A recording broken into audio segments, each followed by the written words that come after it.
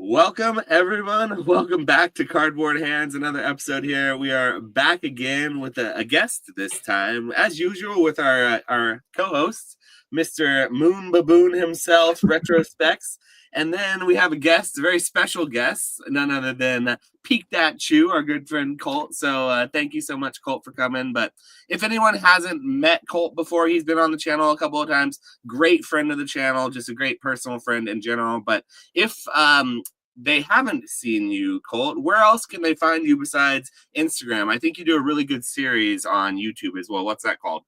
I do. The main place you can catch me is in this thumbnail, and I'm about this big at the very bottom. So if you found me, congratulations, you were looking for me. No, I'm on YouTube as well. I'm a week late actually. Last week was my last stream, but I haven't got anything booked for this week just yet. But I do a YouTube series called Collector Showcase. I interview a variety of people in the collectibles space, industry, business, etc. Some really fun conversations. But Instagram and YouTube are primary where you guys can find me. So yeah, and we're really appreciative of you coming on. It's been a long time in the coming. We usually do this just Nick and I, but lately I've been really enjoying having another guest on because more than anything, I treat this podcast kind of as like therapy hour for me, hobby therapy more than anything, because I'm usually just crashing out about whatever the most recent drama or set that's coming out or a ridiculous $300 booster box that people are buying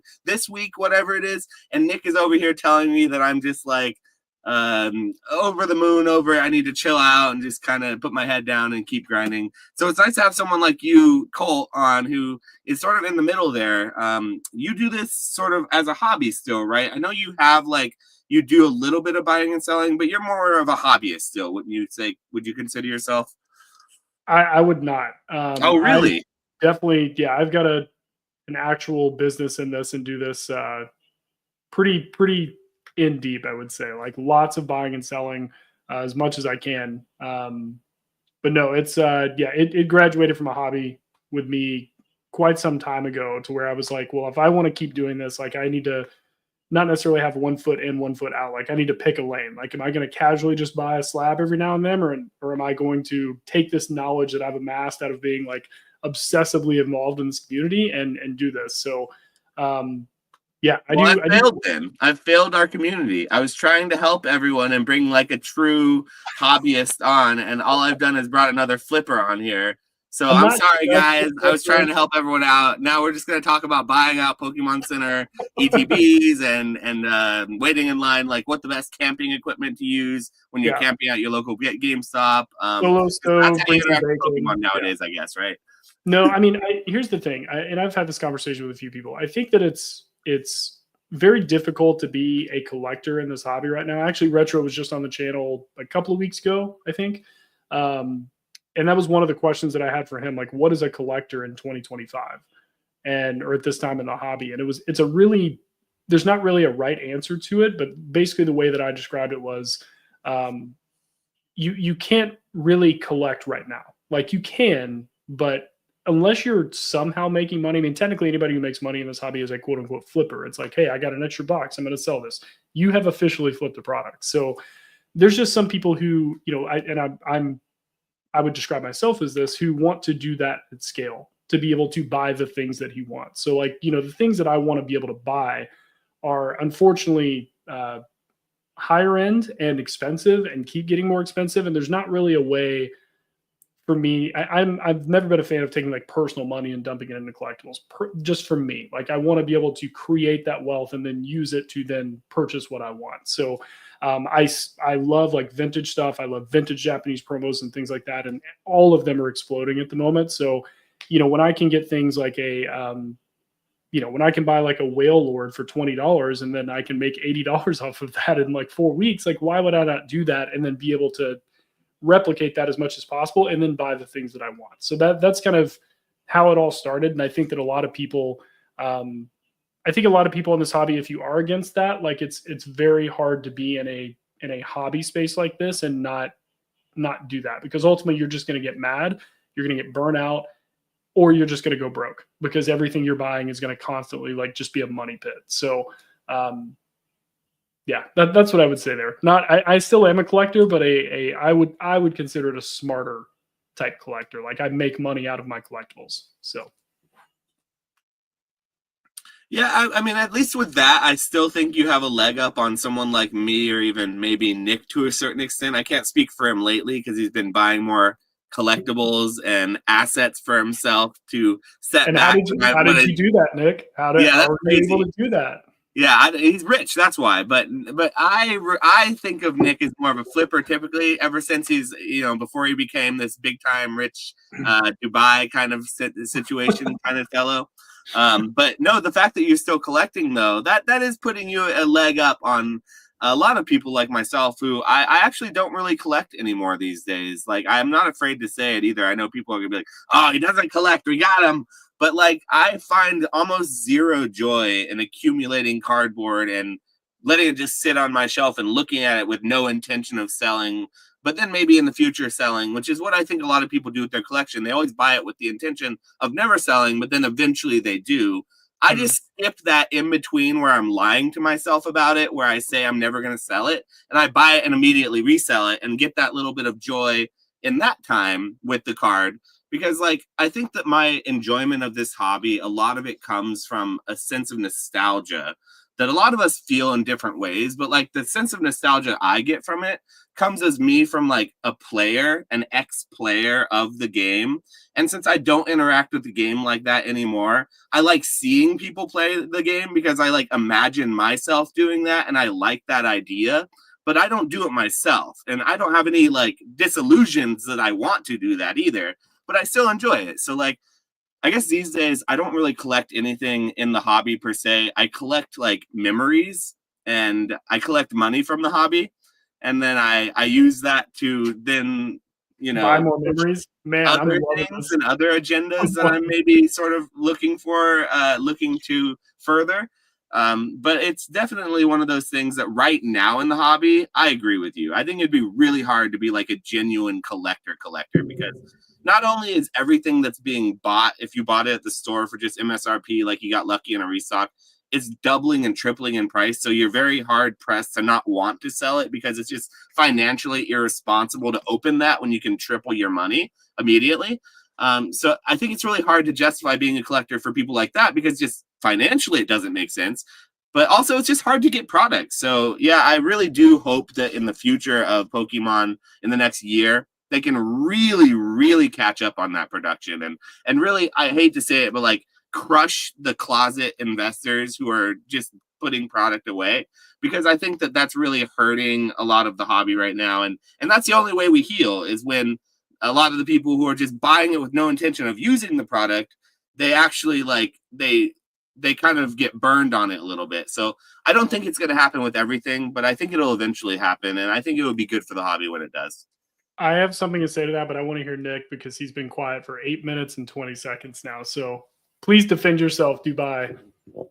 No, I'm just here to be the moderator. But no, I mean, I think it's weird with like collecting, man. Like I don't know, I go back and forth on things. Like like we were talking. Like Kai sent me this, and like when I opened it, I was like, man, this is really cool piece. And then I'm like, oh man, I need to go look at like other Shonen Jump covers and like start collecting them in high grade and stuff like. But then I don't know, dude. I always like flip flop between like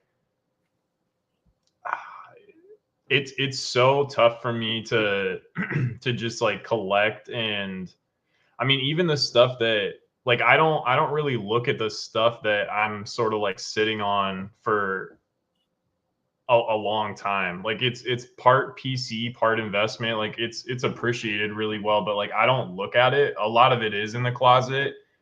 And I don't know, like maybe at some point, like we're looking at buying another house. So like maybe I'll like have a room, like it'll be like the entertainment room or like my office or something. And like I'll put more effort into like displaying things so I can enjoy them. But I just kind of go back and forth between like, does like any of this shit really matter? Am I just caught up in like consumerism, like what America has like sold to me? Like I love Dragon Ball Z, I love Pokemon, but it's like, does that shit like honestly really matter? And like, am I just buying this because I'm trying to like fill some sort of like emotional like hole or what? It's weird, man. Like I don't know, like I constantly go back and forth between it. Like I haven't been able to just sort of like settle into thinking like, yeah, like I'm gonna put like this set together, like I'm gonna collect this, and like just not really think about it. Like I constantly go back and forth between just like, man, I should just sell everything. Like but that's just me personally. Like I understand why people do it. I just don't know. Like I've heard people say before, like collectors are born, not made. So maybe like I just don't really have the gene. I get like it's weird because I'm more into collectibles than I think a lot of collectors are, or at least like people in Pokemon. Like I'm into a lot of different things. Like I think a lot of different things are cool. Like part of the reason, I mean, I haven't done it in a long time, so I have to mandatory shill for my boy Kenny G. But like part of the reason I thought like King Golden was so cool was his knowledge is so vast in so many different things. He's not just like a sports guy. He's not just like a memorabilia guy. Like he knows so much about so many different things. And that really stood out to me as impressive. And I like that. Like when I got into the hobby, Pokemon was really expensive. All the dudes I was listening to were telling me it was expensive. I didn't know shit, so I was just listening to them. And I mean, they were right, obviously, like at the time. So I started looking into like all this other niche stuff. Like I didn't really have an edge on Pokemon. I had no connections. I didn't really have a ton of knowledge. So I started like going into places where people like weren't really there, I guess, and I had a lot like that was probably like my favorite part about the hobby is like learning about. I mean, like even stuff that like you being into like the VHSs and grading the soundtracks and stuff like I think that stuff is cool, but it takes a certain kind of person to like really do that homework. You know what I mean? Which is interesting because it's like I'm not even the end consumer for this stuff, and I think that stuff is interesting.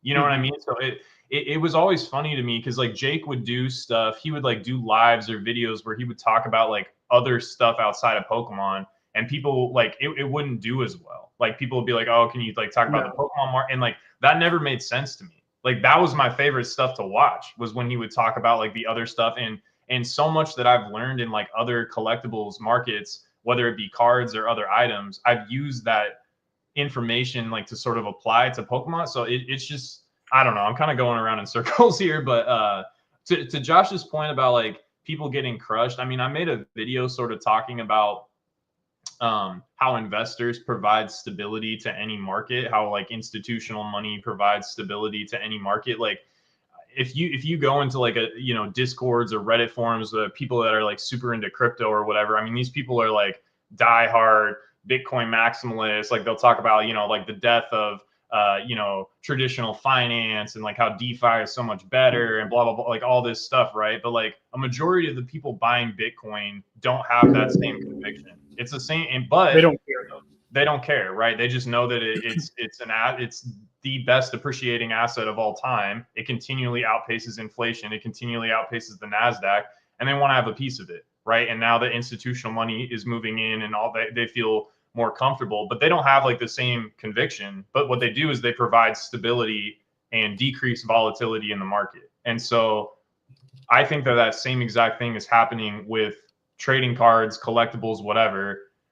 When I got in, and even still, like this market is very immature. The demographic of people in this market, they're highly immature individuals. They're not sophisticated investors. They're not sophisticated people. Like I'm not trying to like make sweeping generalizations here, but like, let's be honest. Like, I mean, these people, like very few people have business acumen. I think that's why it's like very easy to compete in this space. And so over time, as smart money moves in, as big business moves in, as institutions move in, people are not going to like it, the people at the bottom, but the people at the bottom like aren't contributing anything. They're not doing anything to build out the infrastructure here. And so I think that while there's going to be some growing pains, ultimately all that is good for the hobby. Now, I don't think that like GameStop coming in and like upcharging on product above, like I'm not saying that type of stuff is good. So there's nuance there, but I think overall,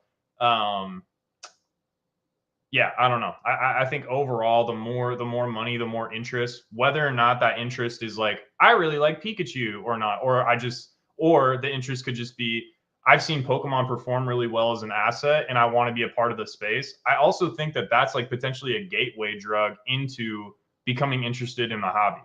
Like I think it's very difficult. I think the brand is so good that I think it's very, very difficult. Like, you have to be so detached, so disinterested, that if you are spending any significant amount of money in this hobby, and I mean, I guess maybe age is part of it too, but like, it's very difficult to not get involved or not at least a little bit interested.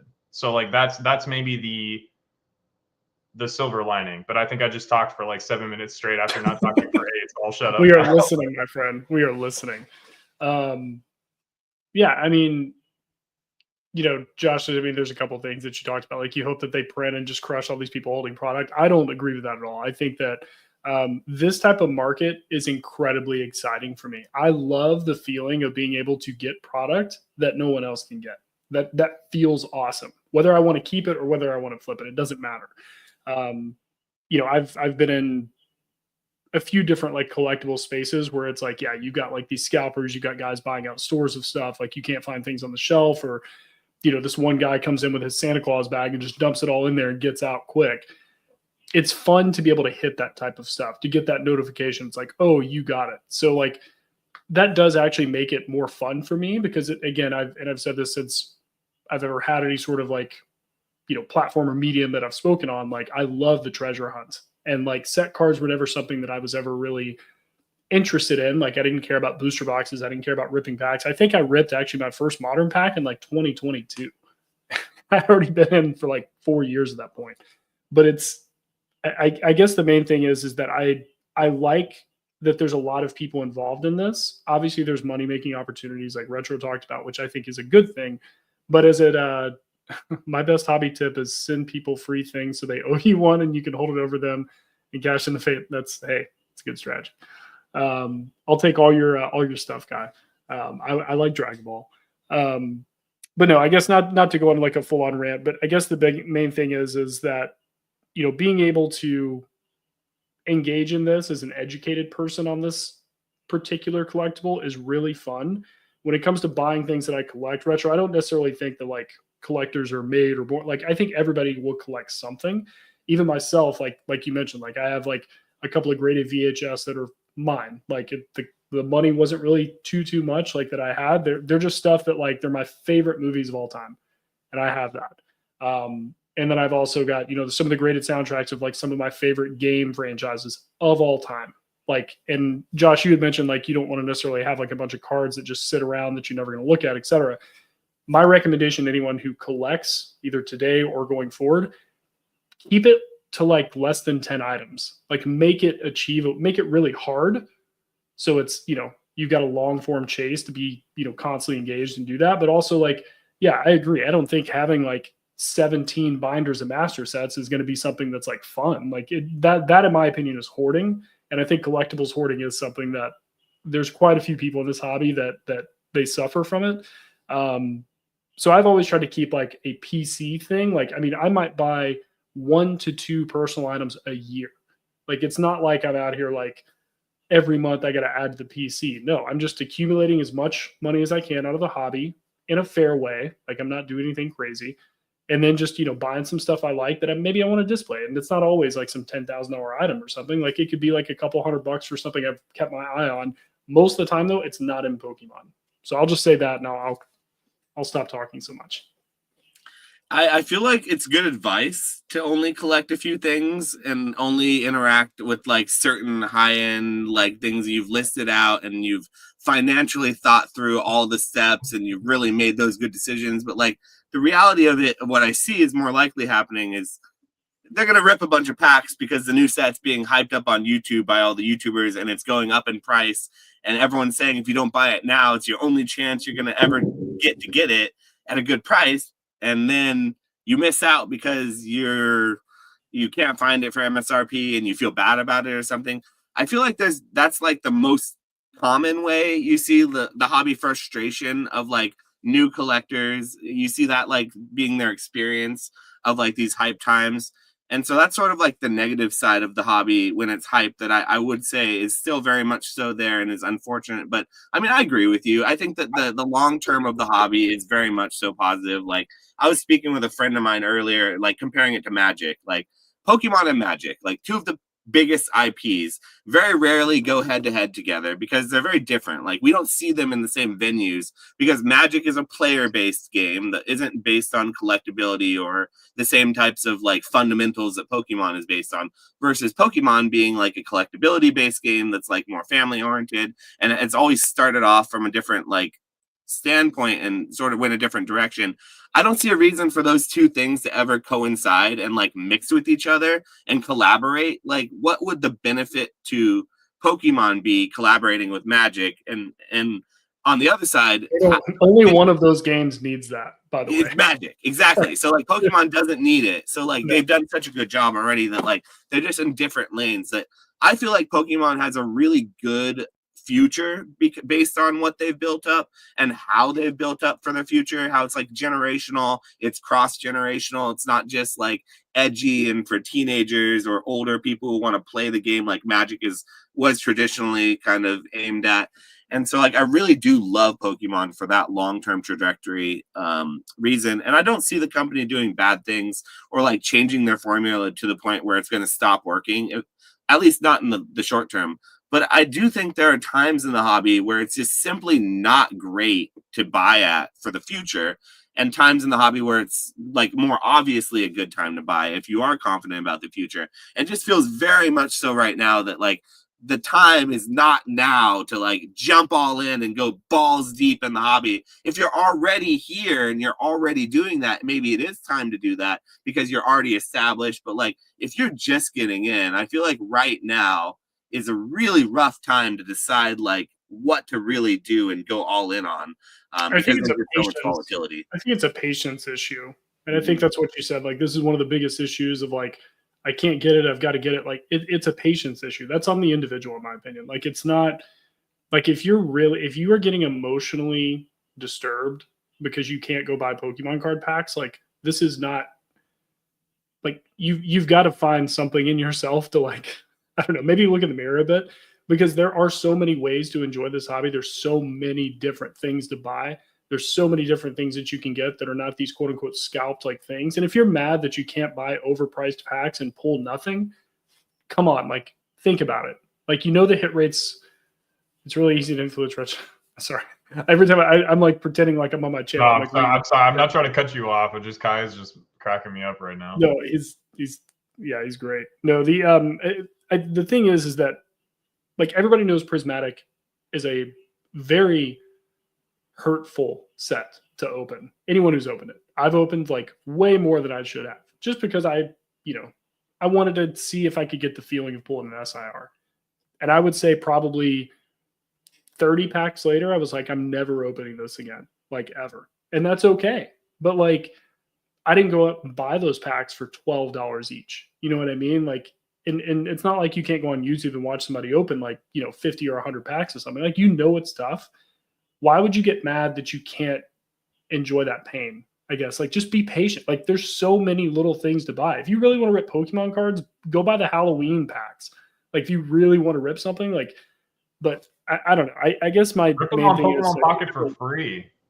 Yeah, you know what I mean? You get two packs a day for free. So sorry, I didn't mean to cut you off. No, you're right. I mean, I just think there's a lack of people saying like holding the individual people in this hobby like responsible for a lot of like the issues that they go through. I know that this market's crazy. I know it's really hard to get stuff, but I just don't hear it talked about a lot of like guys like, you can there's still products to buy. It's just not, you're just mad because it's not the first one you want. And like, you can kind of get over that. Like, I'm sorry. Like, if everybody wants it, don't buy it. Like, I don't know. I don't really know what I'm saying. I guess I'm just trying to make the point of like, there are too many people in this hobby making money right now, and there's too much opportunity to make money right now for you to want the latest and greatest thing the day it comes out. Like, if you weren't in a Pokemon and you went and bought like Surging Sparks today, like, would you look up when the release date was? Would you look up if that was like a couple sets ago? No. But now people are on their calendars. They're marking, oh, this is drop day. I'm going to camp out, or I'm going to walk into Target. And I can't believe I got there at 11:30 in the morning on release day and there's no packs on the wall. Like, come on. Like, let's be realistic here. But I don't know. Anyway, you've got a different banner going. So I think I've ranted a little bit with you guys on that too much. No, I feel like that's exactly what we were wanting to talk about here. I wanted to talk about what you were doing in this situation because I already know what I'm doing here. And we talked about it ad nauseum in the last two streams on like what both Nick and I are doing. But I was very curious into what you're doing in this type of situation because I think a lot of people, they interact differently in these booms. Some people are far more bullish than I am, like, and they're willing to go more momentum investing when things are going up. Like, as far as I am concerned, I'm usually not that guy. I'm not the guy that once things are going up really heavily or once they've already gone up, I'm not continuing to like push that until it doesn't. I'm a little bit more cautious with that. So I always like to hear what other people's strategies are. I'm buying as much as I possibly can right now. Like, I think if you are going to, it's hard to say because everybody's different, right? Like, everybody has a different strategy, and there's so many things that you need to have before you go like deploy a bunch of capital into the space. Because one thing that I've seen is like people who come in and they're just like stalkers, like, oh, I'm going to buy a bunch of stuff. Like, they have literally no sales channels, which doesn't make sense to me. Like, you're buying all this stuff, but then you're going to go to Facebook Marketplace. Like, you don't have this teed up already. Like, it doesn't make sense, in that. I mean, myself, like, I'm buying as much product at MSRP as I can. I sell packs to streamers as much as I can, especially when these new sets come out. Like, we talked a bit pre-stream. Like, I've got a decent amount of Dust and Rival stuff coming in. I haven't done the whole count totals and all that. Maybe it's 100 packs. I can't remember. But basically, I'll just be moving all that to one of my like 4 or 5 streamer friends that I talk to, or people that do that on like Whatnot or whatever it is. And I'll move all that stuff. I'll give them a good deal where they can still make money. And I'll basically be like the retro of like the English from the store to them. I'll make a little bit. I'll be happy. I'll keep back like maybe a booster bundle or something, and I'll open that, just to be able to open the product. But, that's part of it. I'm grading hundreds of cards a month at this point. I think that's been like a really big engine I'm trying to like completely overhaul. I think Retro, when we spoke, I don't think this was on a stream or anything. It's like, I want to be able to grade about 1,000 cards a month. That's my goal. Before I wanted to get to like, I think it was like 100 cards a month, a few months back. And I hit that like fairly quickly when I actually put that goal in front of me. I was like, here's what I'm doing. But now, I mean, I'm roughly, I don't know, 200, 300, 400 cards a month, something like that I'm grading. And just trying to turn those around as quickly as I possibly can. So that's what I'm doing. I mean, as far as long-term investing, I'm not really the person who stacks a bunch of booster box cases and things like that. Like, I have 2 or 3 like, Pokemon Center prismatic ETB cases put aside, because I think long-term, I think that, in my opinion, if not the last one, it's going to be the last one for a very long time that we're able to get actual cases of Pokemon Center ETBs from Pokemon Center. Because I think they still do like 1 ETB per now or something. So I want to be able to keep those for just however long. Like, they're paid for. I don't have to touch them. And then I just buy the Pokemon Center EV promos, like myself, if I really want to make money off that set. So I would say overall, I mean, it's pretty simple. Like, I try to basically just do that. All of these, though, are scalable pieces. Like, the MSRP stuff is kind of hard to scale it realistically, but like grading cards, buying raw cards, that's something I want to scale as much as I possibly can. So I would say that's ultimately like, there's my business, guys. Like, that's what I do, for the most part. You mentioned you're grading a whole bunch of cards. You said you're trying to get to 1,000 cards, and we spoke about this before the stream, but I think it's worth mentioning again, maybe for those watching. Who are you grading with mostly? Because you have a similar experience to me lately. I'm not grading with PSA, not a lot at least. And so what about you? Who are you grading these 1,000 cards a month with? I am all in on tag. No, I'm just kidding. I'm not. I mean, hey, some people are. GMA grading, or EMA grading. That's what I'm grading with. Oh yeah, I'm sure. Shout out Green Shiz. He knows what I'm talking about. But no, it's mainly CGC. Like, we talked a bit, pre-stream. I've had 4 or 5 different PSA subs come back, a few hundred cards, which has been great. But with CGC right now, I mean, it's the turnaround times. And it seems like, everybody wants to do like clickbait videos. And I mean, that's a whole different rabbit hole, like algorithm talk and like what social media is. But as it relates to turnaround time, it's quicker. There is demand for CGC cards. Like collectors want them mainly because they're available. There's more 10s in cards, white label 10s, just because, however you guys want to look at it, PSA is either grading harder or just it's too much of a gamble, when it comes to that. And I think they've been around long enough now to where all these new collectors who have come in, like they want a 10. And if they see a PSA 10 of something that's $100, then they've got a CGC 10 that's $50 and it's the same card. Like they're a CGC collector now. Like why not? Or if they're grading their own stuff, why would you wait 4 months, pay double the price just to get a 9 back realistically? Or in maybe a month and a half tops, you can get 10s back of the cards that you really like. So CGC's really been the main one, but I'd say the primary reason for that is turnaround time. If I'm sending off so many subs, with them, I guess my thought is like, I like to know like when I'm going to be spending money. And with PSA, it's kind of hard to know when those grading costs are going to hit. So it's like, I had one of my more recent returns. I had like 2 or 3 subs hit all at the same time. And like, that's fine, but I do like to take a little bit of time and maybe sort through how I want to get rid of something. But when you've got, a couple grand or whatever in like grading costs that hit, it's like, whoa, like I got to get rid of some of this stuff now because that's so much capital that's taken away from then buying more stuff, I guess. So it was too much of a variable for me to be able to run a consistent, somewhat forecastable business model with. But CGC, I mean, they've been pretty spot on with their turnaround times, and my gem rate is what it is, and the sales data is there. So it's like, yeah, I mean, I'd love to be able to send PSA everything, but I just can't as someone who makes money in this hobby right now. I think that we need to kind of try to bury the hatchet a little bit with this whole like CGC versus PSA versus BGS mentality that a lot of people have in the hobby, and that a lot of what we talk about specifically in this stream has to do with like the best way of making money specifically in the hobby.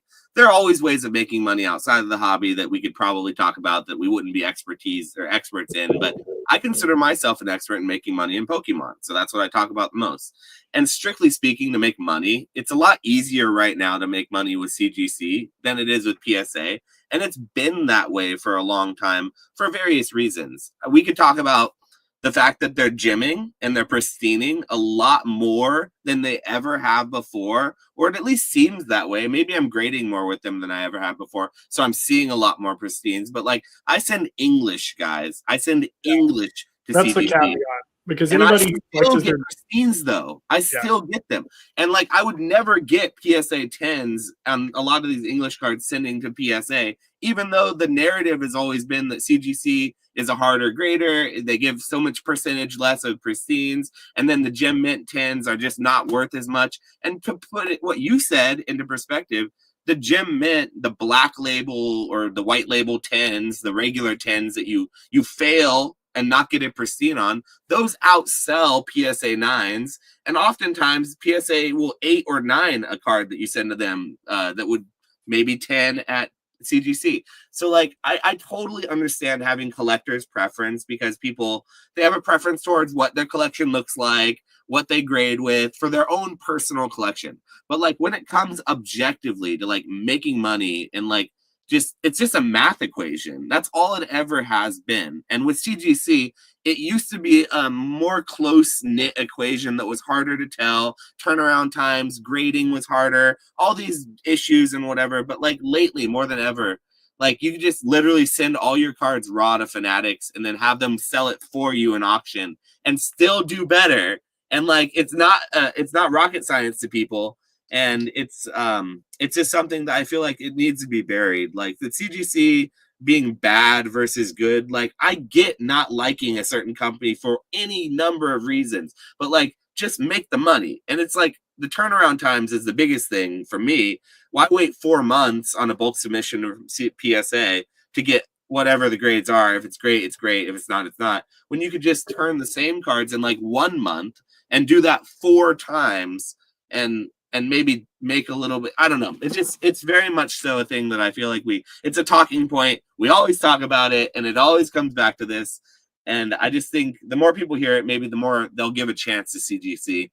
or maybe not CGC, to BGS, to PSA, whatever company you're not using, think about using them for certain times and situations. That's all. As a grader too, like, I don't know, just me personally, like I have a lot more fun sending to CGC because there's the pristine upside, which is just kind of like, you know, the extra little dopamine hit or whatever, I guess. Like if you do pristine a card, like it's, I don't know, like it's subjective, but like I think the pristine slabs look really cool, and it's that extra hit. Like when you send to Beckett, you know, like obviously there's the black label upside, and if you do hit, like you get this crazy tremendous upside, but you're stuck with a ton of like 9.5s and 9s of cards that otherwise would have like PSA 10 or CGC 10 or whatever. With CGC, it has the good quality service of PSA, but you still get that like upside of like the higher 10 chase. So just for me, like it's more fun to send there than PSA. Like with PSA, when you hit a 9, it's like oof, it's like a super brick. Every, you know, if it's a vintage card or a certain modern card, like you might still squeak out some profit or whatever, but for the most part, you know, when you send a mint card in at 9s, it doesn't feel great. So like when you send it to CGC, it's like even if you get the regular gem mint 10, it's like, okay, at least I got a 10. I'll make some money and it'll have some liquidity. But then if you pristine and get that like extra upside, yeah, I don't know. It just feels a lot better. I think I don't know. I've always liked them, and I think that it's funny how quickly the test print stuff sort of like, you know, people were like, oh, this is going to be the death of CGC, and I was just like, no, it isn't. Well, because everyone's saying that had no ability to purchase these cards. Yeah. And had no ability to even get them to grade. Like that's the thing is like, and that's my big issue with like a lot of like YouTube content around our space. Like it's really, I've really scaled back the amount that I've ingested recently, only because, I mean, first off, we hear a lot of the same stuff, right? But like the other thing is that it's just so pointless to watch. Like I really like Opossum Bud. Like that's a really fun channel just because I think his personality is funny, and I like the way that he like, I don't know, I like his cadence. Like it's not an accent, just his tone always cracks me up, and some of the stuff he says makes me laugh. But then like I also, you know, I kind of lump like him, like Rattle, like a lot of these other guys, like just into the same boat. It's like I don't care about fights in line for Pokemon. Like that I don't care. But then I'm like, there's a bazillion views on this stuff. And then I watch like, you know, say a you know, like you guys, or I watch like Spicy Boys, or people who are kind of talking about the hobby in more of a, let's call it like a funny or a positive way, or like something like that. And I'm just like, this is the type of stuff that like makes me like the community, because there's actual personalities behind it. It's not just like, hey, look what I found. Look at this like dirtbag over here doing this stuff. It's so frustrating to watch. And like that was part of it, was people talking about the playtest cards. Like this will be the demise of CGC.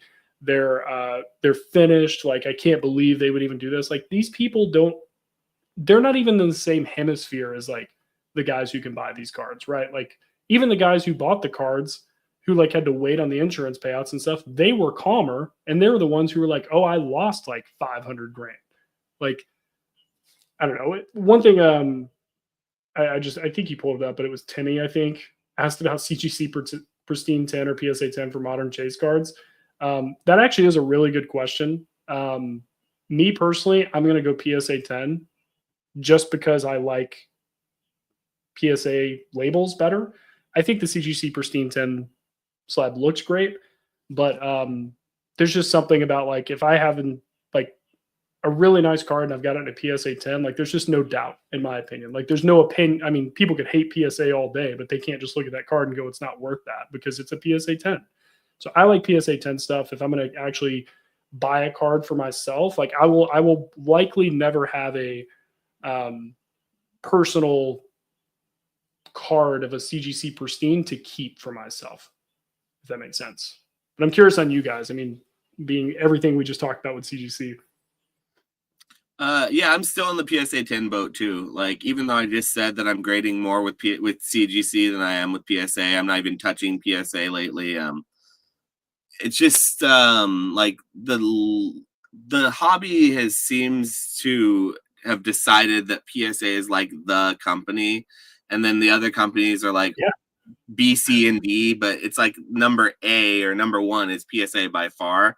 And if I were ever to get something for my personal collection, I'm still a PSA. Like if it were to be anything, it'd be a PSA slab. But as a business, I don't believe that. And what I see from the consumer side, that's not the truth either. I will say that when I put a CGC in, I mean, okay, so yes and no. The consumer side will pay more for a CGC 10 pristine online and in an auction. But typically speaking, in person, when you try to sell those cards, I have not had as much success. Like, it is much, much more difficult. I say this without any caveat. It is just strictly speaking harder to sell a pristine CGC 10 than a PSA 10 in any card, no matter what card, vintage, modern, anything.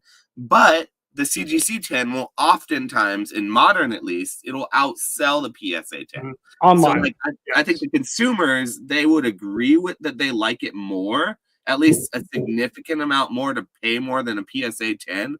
But there's not as many of those out there, so it isn't as liquid. So I've always valued more liquidity over a little bit more profit margin that takes longer to sell. Like, if I had to choose between the two, I'd rather take the more liquidity.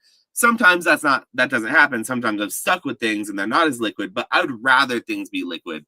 So I'm still going with PSA there. But like, for the question that Timmy asked, I think it's a fantastic question. And like, when I'm selling cards, I feel like the CGC 10 pristine, if I'm just going to throw it in an auction, it's going to do better than the PSA 10 oftentimes. It will. I've just seen too many back scans of CGC pristines. Yeah. Where it's just not consistent enough for me. No, they're not. Like, they're really bad. Sometimes they look worse than a PSA 10, and they're supposed to be like higher. So like, I think objectively, there's a lot more like, you're buying the label, which is fine.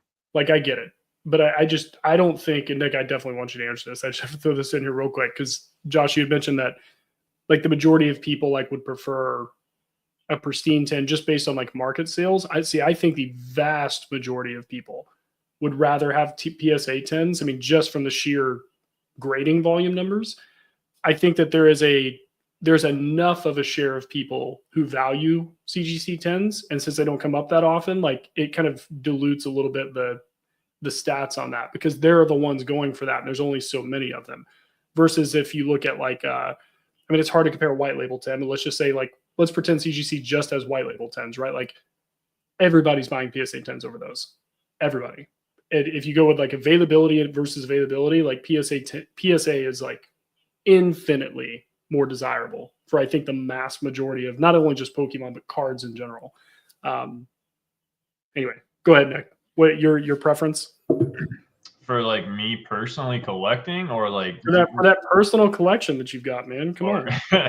You got the CGC Shonen behind you. Like, what's going on? Yeah, I actually really like the way that those present. I don't like. I really like the manga a lot, but nobody has come out with like a like the I hate the Beckett slab for the manga. Like, there's so much dead space around the book. It ruins it for me. This is like so compact. Like it looks, it's like all book and label. That's it. That's how it should be, in my opinion. Same with their comics. Their comics are great too. Yeah, that's obviously what they're known for, and I've held many of those, and they're great. I have one of their VHS cases as well, and it's spot on. Like, it's really good.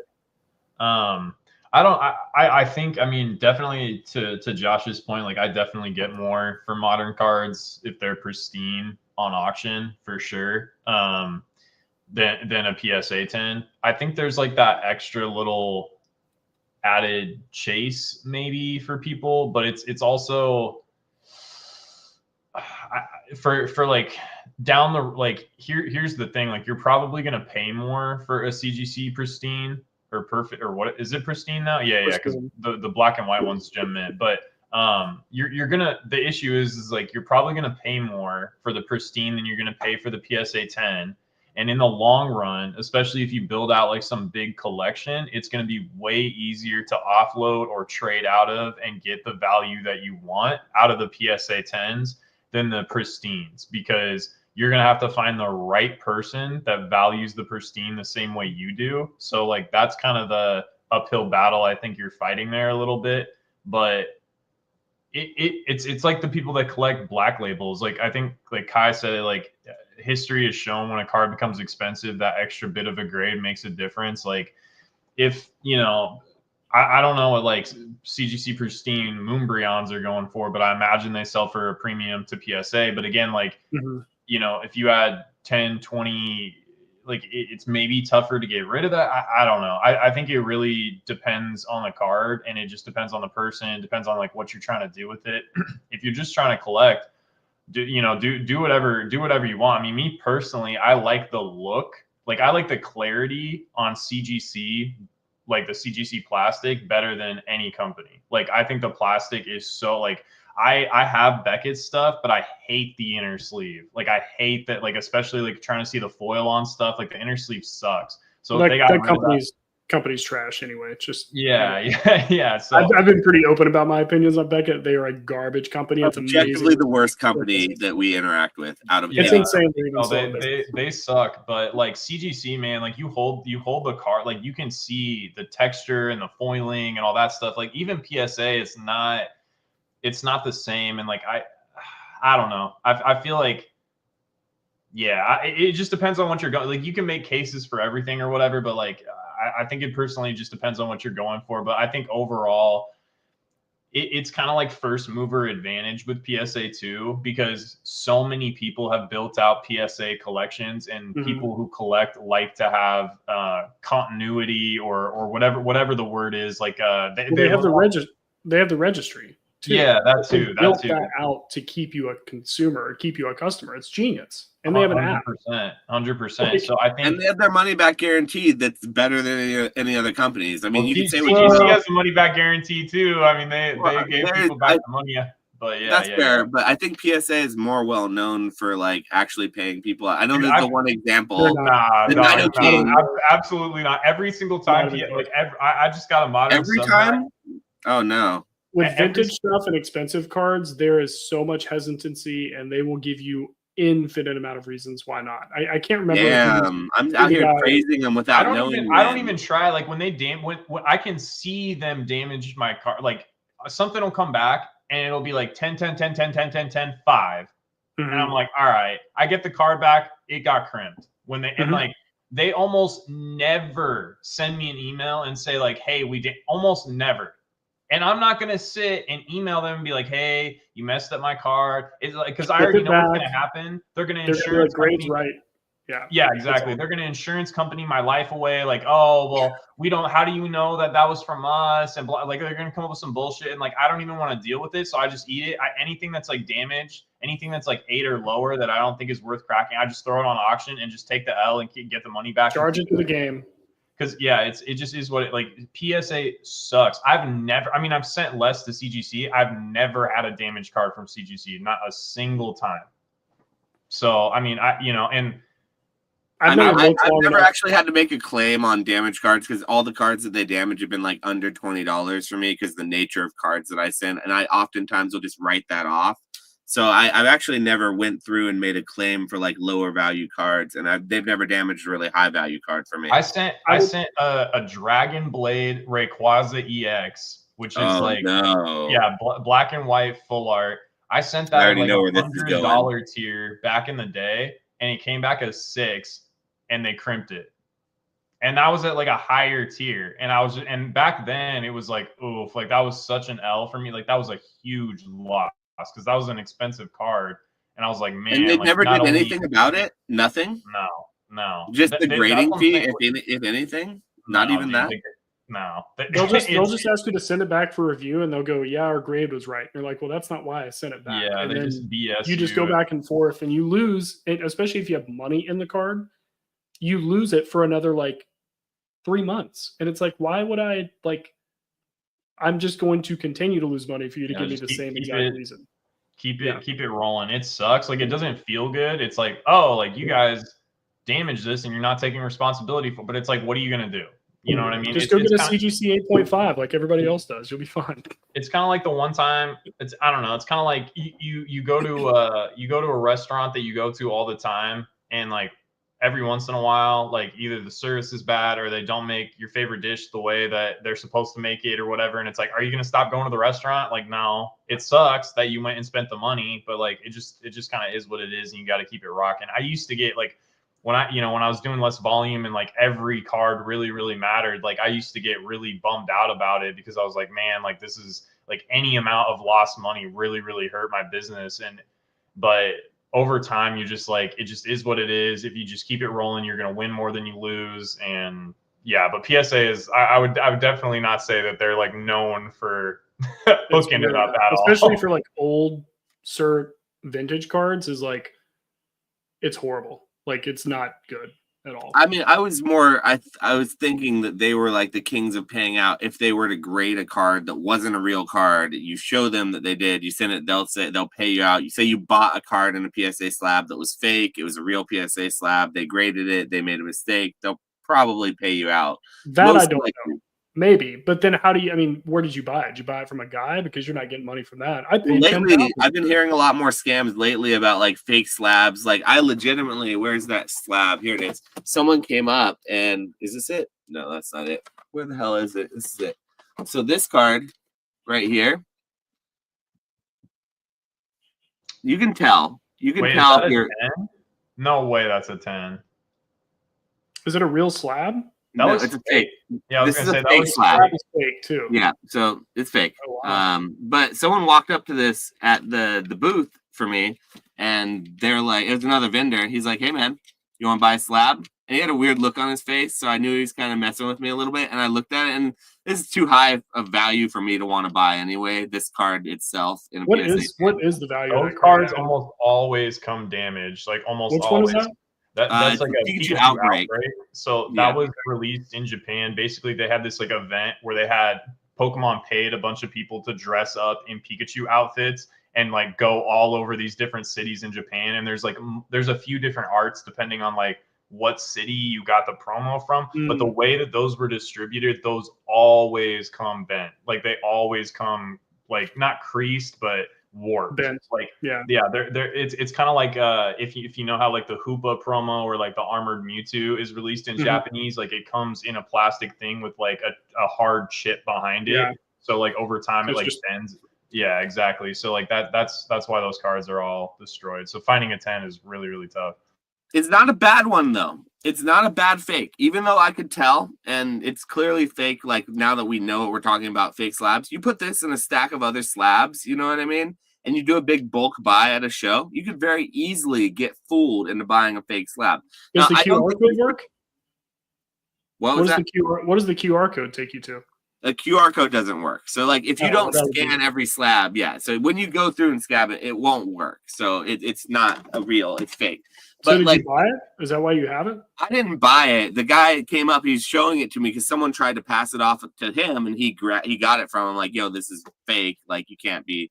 And so then he brought it to me to show me another vendor and see if I could tell because we're friends and we go to a lot of shows. So I ended up just kind of getting off them, and I wanted to use it as an example on stream for people and use it as like a, hey, you can see this is fake, but if you're not careful about it, you can get scammed with it. But something like that, obviously, if it doesn't scan, PSA is not going to pay you out on it. But like if you buy a slab, if it's a fake card or something and they slab it up, if it's a real slab, PSA has been known to at least have some sort of money guarantee. That's all I mean.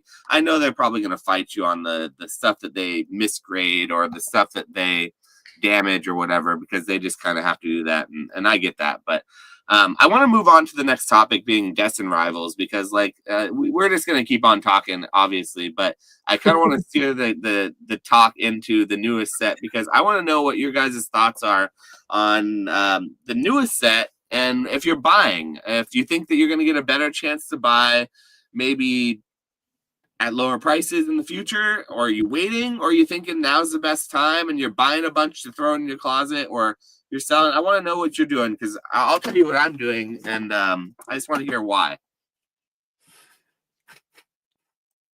No, Kai, that's what he's going to mail you, like you mailed Retro or something. You're going to get a free mystery bag, and that's going to be the slab. Kai actually bought. I remember because we were talking about it because he was like, man, like these playtest cards, like they're going for cheap on these auction websites, and you can send them to James and like get more. So like Kai bought a bunch, and then like a week later, the info came out or whatever. But thank God they actually refunded him. But yeah, okay. Sorry, go ahead. Dustin Rivals, Team Rocket Crash Out. Go ahead. You should go first, Peak, since you have the largest position, Mr. The Scalper. largest position, yeah, not even close. Mr. But Botter. my crazy 100 packs, right? No, I mean, I think the question was like, what am I doing with it exactly? What's your strategy right now? Because I think obviously you want to get as much as possible, but like, what are you doing with it? Like, what are you Selling doing it with the stock? immediately, Okay. immediately upon release. I get it Why is in. that? You have no faith in it, or what's the situation? No, I mean, I think the Mewtwo is super sick. I don't understand why people hate on that Mewtwo so much. Like, it's like that card looks really awesome, in my opinion. I think it will definitely stand the test of time as like a really, really awesome card to see in like a PSA 10 or whatever, CGC pristine, Timmy.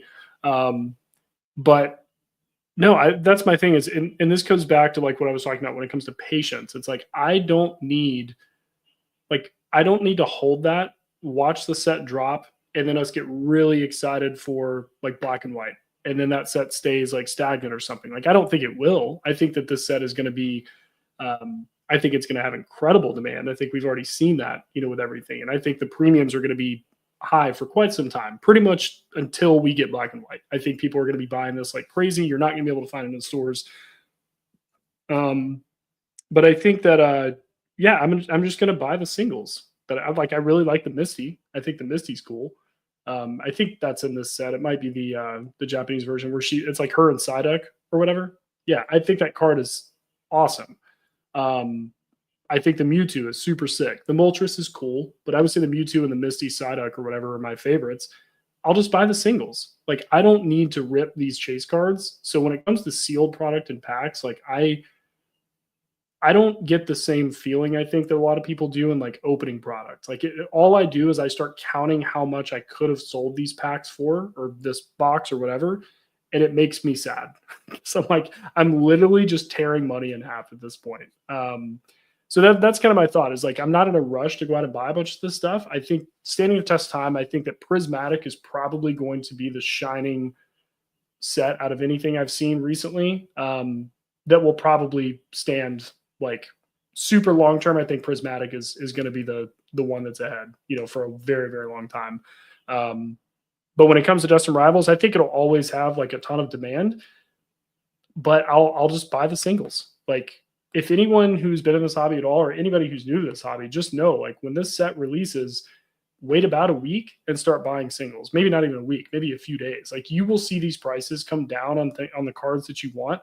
As far as buying sealed product, like, that's not really something I see that fluctuates too much in these last couple of sets. Like, as far as going down and up, like, they may go down 10, $20, but like, booster boxes, I think we talked pre-stream, like, these things are like $250, $260. Like, I don't see a Dustin Rivals booster box. I don't see people allowing a Dustin Rivals booster box to go under $240. I think that's just pretty much going to be the standard going forward.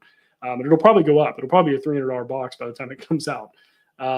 So because of all that, like, I'm fine getting rid of all my sealed product. I'll open up a little bit just to maybe hope I get a hit and kind of test hit rates from my experience. But I'm buying singles, man. Like, that's I know it's like the joke and it's almost like cliche to say, but like, if you like cards in a set, just buy the singles.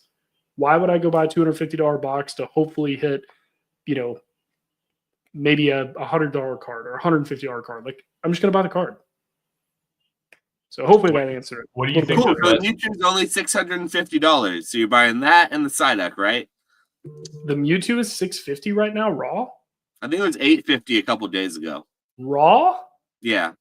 What? No. Correct me if I'm wrong, Trap. What's the Mewtwo crazy. doing right now? What do you think the best entry point is going to be for booster boxes, Peak? Like, I think people should leave those behind, personally. The boxes? I just don't understand the booster box premium. Like, why are people not just loading up on booster bundles? Like, buy 6 booster bundles, and what's your price difference is between that and a booster box? Like, I know people want the art or whatever. But like when it comes to sealed product, if I was like, I think I've got like, I don't know, 6 or 7 151 booster bundle cases like in my closet over here. Like I think that set is fantastic. I know I talked about Prismatic. 151 is like, in my opinion, probably one of the greatest sets they've ever released.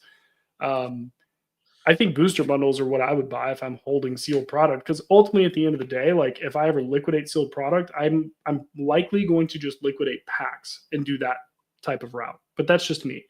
Booster boxes are cool, but I mean, as far as an entry point, I don't think we're going to see like sub $200 booster boxes for quite some time, personally. But I don't know. That's what I like to hear. I'll be collecting my briefcase from old Daniel Ketchum if that stays true. But yeah, I don't know why I don't know, he man. has the most wild takes, and I do not agree with that at all. What did he say they were going to be back to MSRP or something? He thinks they're going to be readily. That was the bet, which I guess we should have probably specified more like specific criteria. But he said they're going to be readily booster boxes specifically. I'm pretty sure that's what we agreed on, but or at least that's where I was at with it. But he thinks it's going to be readily available for or under MSRP. This year? I don't know, man. Yeah, that's another thing we probably should have specified too. Is like, what's the time frame? I mean, I guess Time like once it gets out of matters. rotation. Yeah. I mean, in 2 years, hopefully, hopefully after it goes out of rotation, like maybe we can settle the bet at that point. Like, I don't think we put a time limit on it, but yeah, I don't know. I mean, honestly, like I think people. I don't know. Like I think if people have like a good amount of this set, like if they get like more allocation than they thought they were gonna get, I think they're gonna be Timmy's and dump, and I'm gonna be right there to scoop it up. Like I'm buying Surging Sparks cases still right now. If you're chicken little about your Destined Rivals allocation, slide on into my DMs and I'll buy those cases right out from under you, because selling at $250 a box for a case of Destined Rivals is not people chicken littling out. Okay, I don't think not 250, not 250. But the set's not even out yet, and like I've heard people say like, oh, like there's more available or whatever. So I'm like, all right, man. Like if that's the case and people are worried about it or whatever, like I'll back the truck up buying cases. I think the set's gonna do really good long term. I mean, I'm buying Surging Sparks at 1,300, so like I'd definitely pay 1,300 for Destined Rivals. If it goes down, I'll just buy more. But like it's, yeah, I feel like that's a really bullish take. Obviously, for the best set of the modern times that we've been experiencing, which I experienced the bullishness on the Team Rocket set. But I think it's being accompanied by this thought that like good sets can't go down in value or can't get printed enough, which I think is just simply a misnomer. But they don't though. Like they don't. That's the thing. Is like it's not like they don't. Like I remember when everybody was comparing Surging Sparks to Vivid Voltage, which was like the dumbest shit that I had ever heard.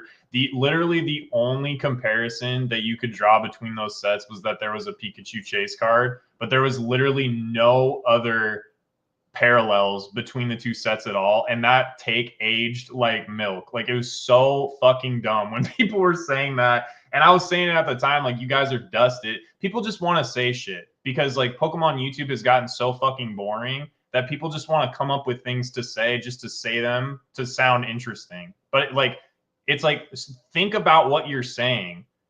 Surging Sparks is the next, or this looks like it's going to be another Vivid Voltage. Vivid Voltage was a absolute brick of a set. And people are like, well, at the time, no.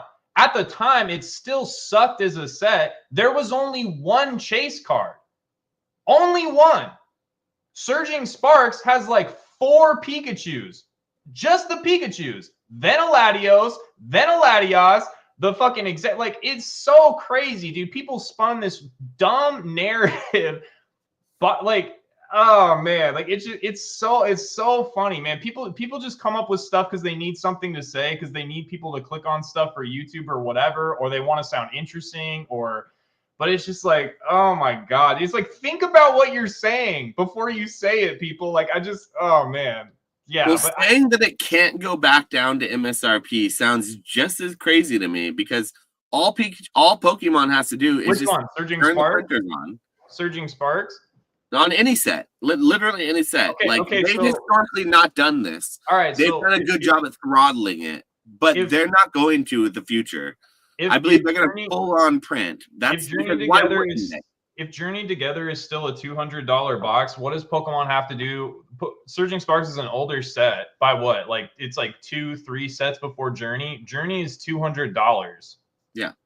Journey so sucks. Comparing to current market prices and saying if this is this price, then this is that price, and this needs to go up or down, isn't necessarily always the best way, in my opinion, of seeing how this market's going to behave, because it doesn't always follow. You can do that sometimes and it works out, but oftentimes the sealed equation doesn't add up to like the packs inside the box. There's some weird premium that gets added on for like sealed boxes, and that premium isn't really Yeah. The packs are cheap. I mean, even on Sword and Shield, the packs are cheap. I mean, I've been saying that for a long time, and now I've heard like Alex pick up on it and PK, but like I've been saying that shit for 6-9 months. Like I was buying packs because I believe that like the packs were right now a undervalued sealed premium exists on modern product that's brand new because there's just simply not enough to go around. So the issue is a supply and demand issue, is a supply and demand problem.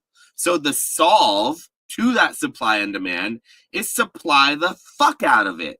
And what do you think Pokemon, who just bought a printing that's what I'm saying, is like, do? okay, it's like literally every Scarlet and Violet set is over $200, even the crappy ones, like crappy, subjective, whatever. But like 6 months ago, they were all under $100. And then Surging Sparks comes out and the market changes and now they're all over. Those other but when Surging Sparks came out, Surging Sparks was available for $100 a booster box on pre-order. And then as soon as it landed and people realized that like we were coming out, and like I was saying this on the podcast, remember, like we were talking about Stellar Miracle, and I was like, it's not a good set yet, but it's better because it came right after Night Wanderer and it was really dark. And every single time we hopped on the podcast, it was like we were talking about a new mid set that Pokemon was coming out with. And it was like, okay, there's nothing really to get excited about here. When they came out with Stellar Miracle, I was like, okay, it's not fantastic, but it's like, it's decent. It's heading in the right direction. And then the very next set after that was like Super Electric Breaker, Paradise Dragona, and all that stuff. And I remember arguing with you on the podcast saying like, no. Surging Sparks is going to be a really good set. This is the turning point. And it was. It was available on pre-order for like $100. Then it came out and people realized like, oh, Pokemon's not playing around anymore. And it shot up.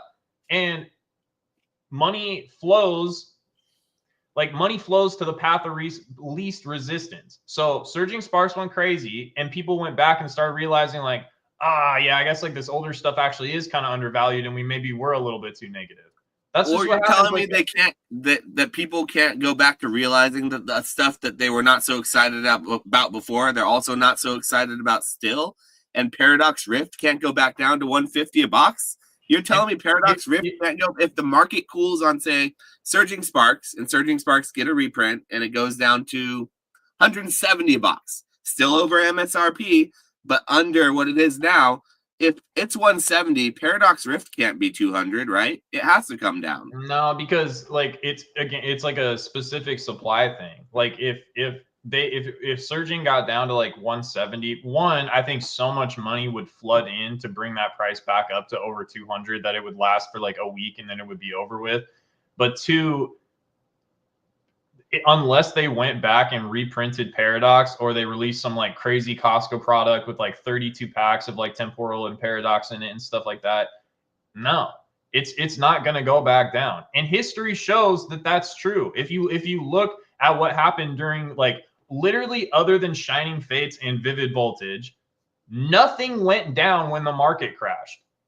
Now volume might have decreased, but nothing went down in value. The boxes held value. Now what happened was the sets that came out during the crash, like not Fusion, but like right when the market corrected, what was it? It was like Chilling Reign, Battle Styles, and then like Fusion and Evolving. But like Fusion was kind of overshadowed because it came out between like two other sets, and so no one really talked about it. But like the boxes came out the gate and they were cheap. But the stuff that had already appreciated didn't correct. Rebel Clash or whatever was still appreciating. Crimson Haze was still appreciating. All this other stuff.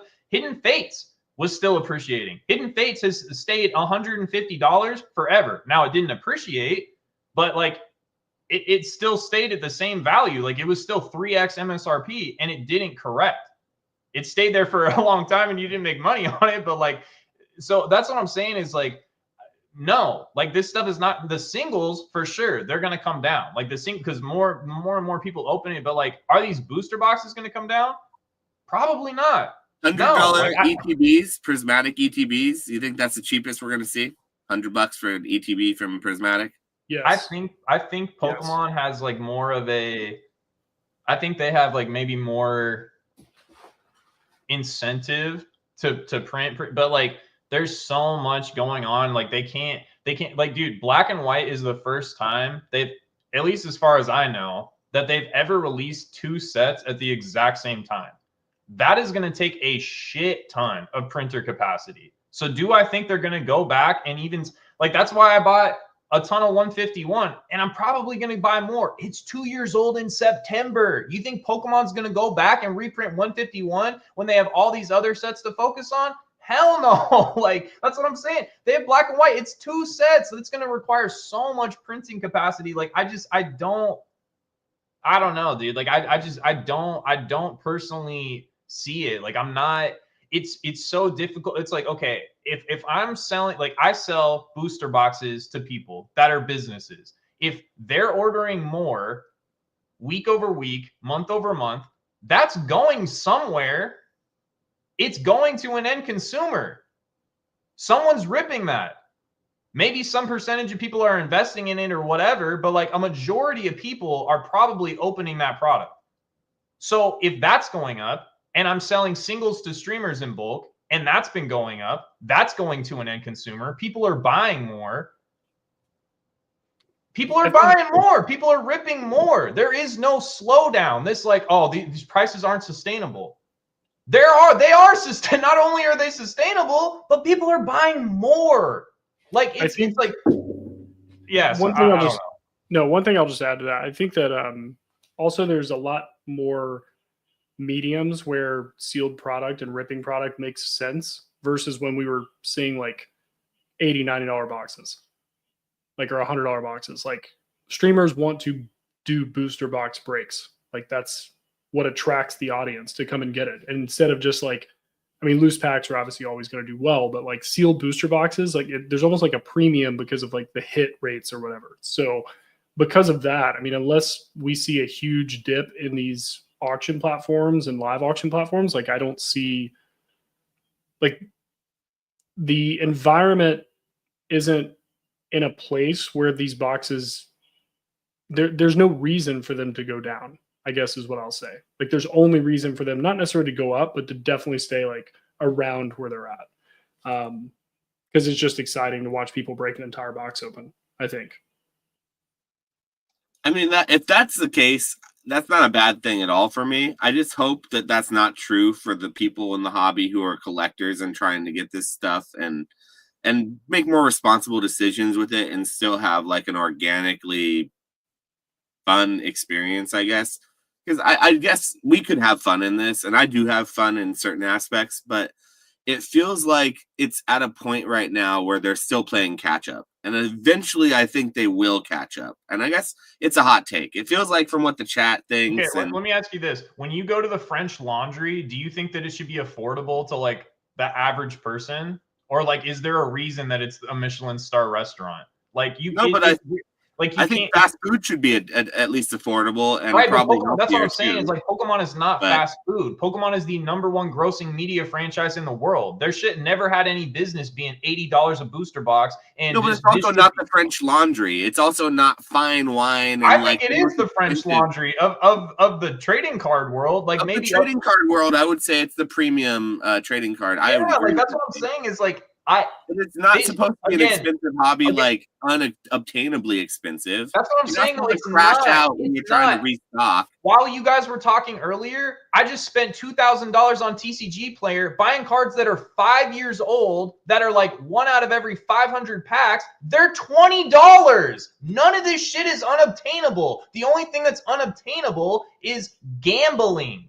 Mhm. Gambling on the newest, hottest thing is unobtainable to people that can't afford to spend $250. But if you wait 2 weeks, 3 weeks, a month, whatever reprint comes from Destined Rivals, you're going to be able to pick up pretty much everything except for the Mewtwo for probably sub $50. This shit is not unobtainable. But I guess, Everybody can is find Josh $20. talking about, Josh, are you talking about like it's not like they're not able to get product to rip, or are you talking about like the actual cards? Because I think that's a important.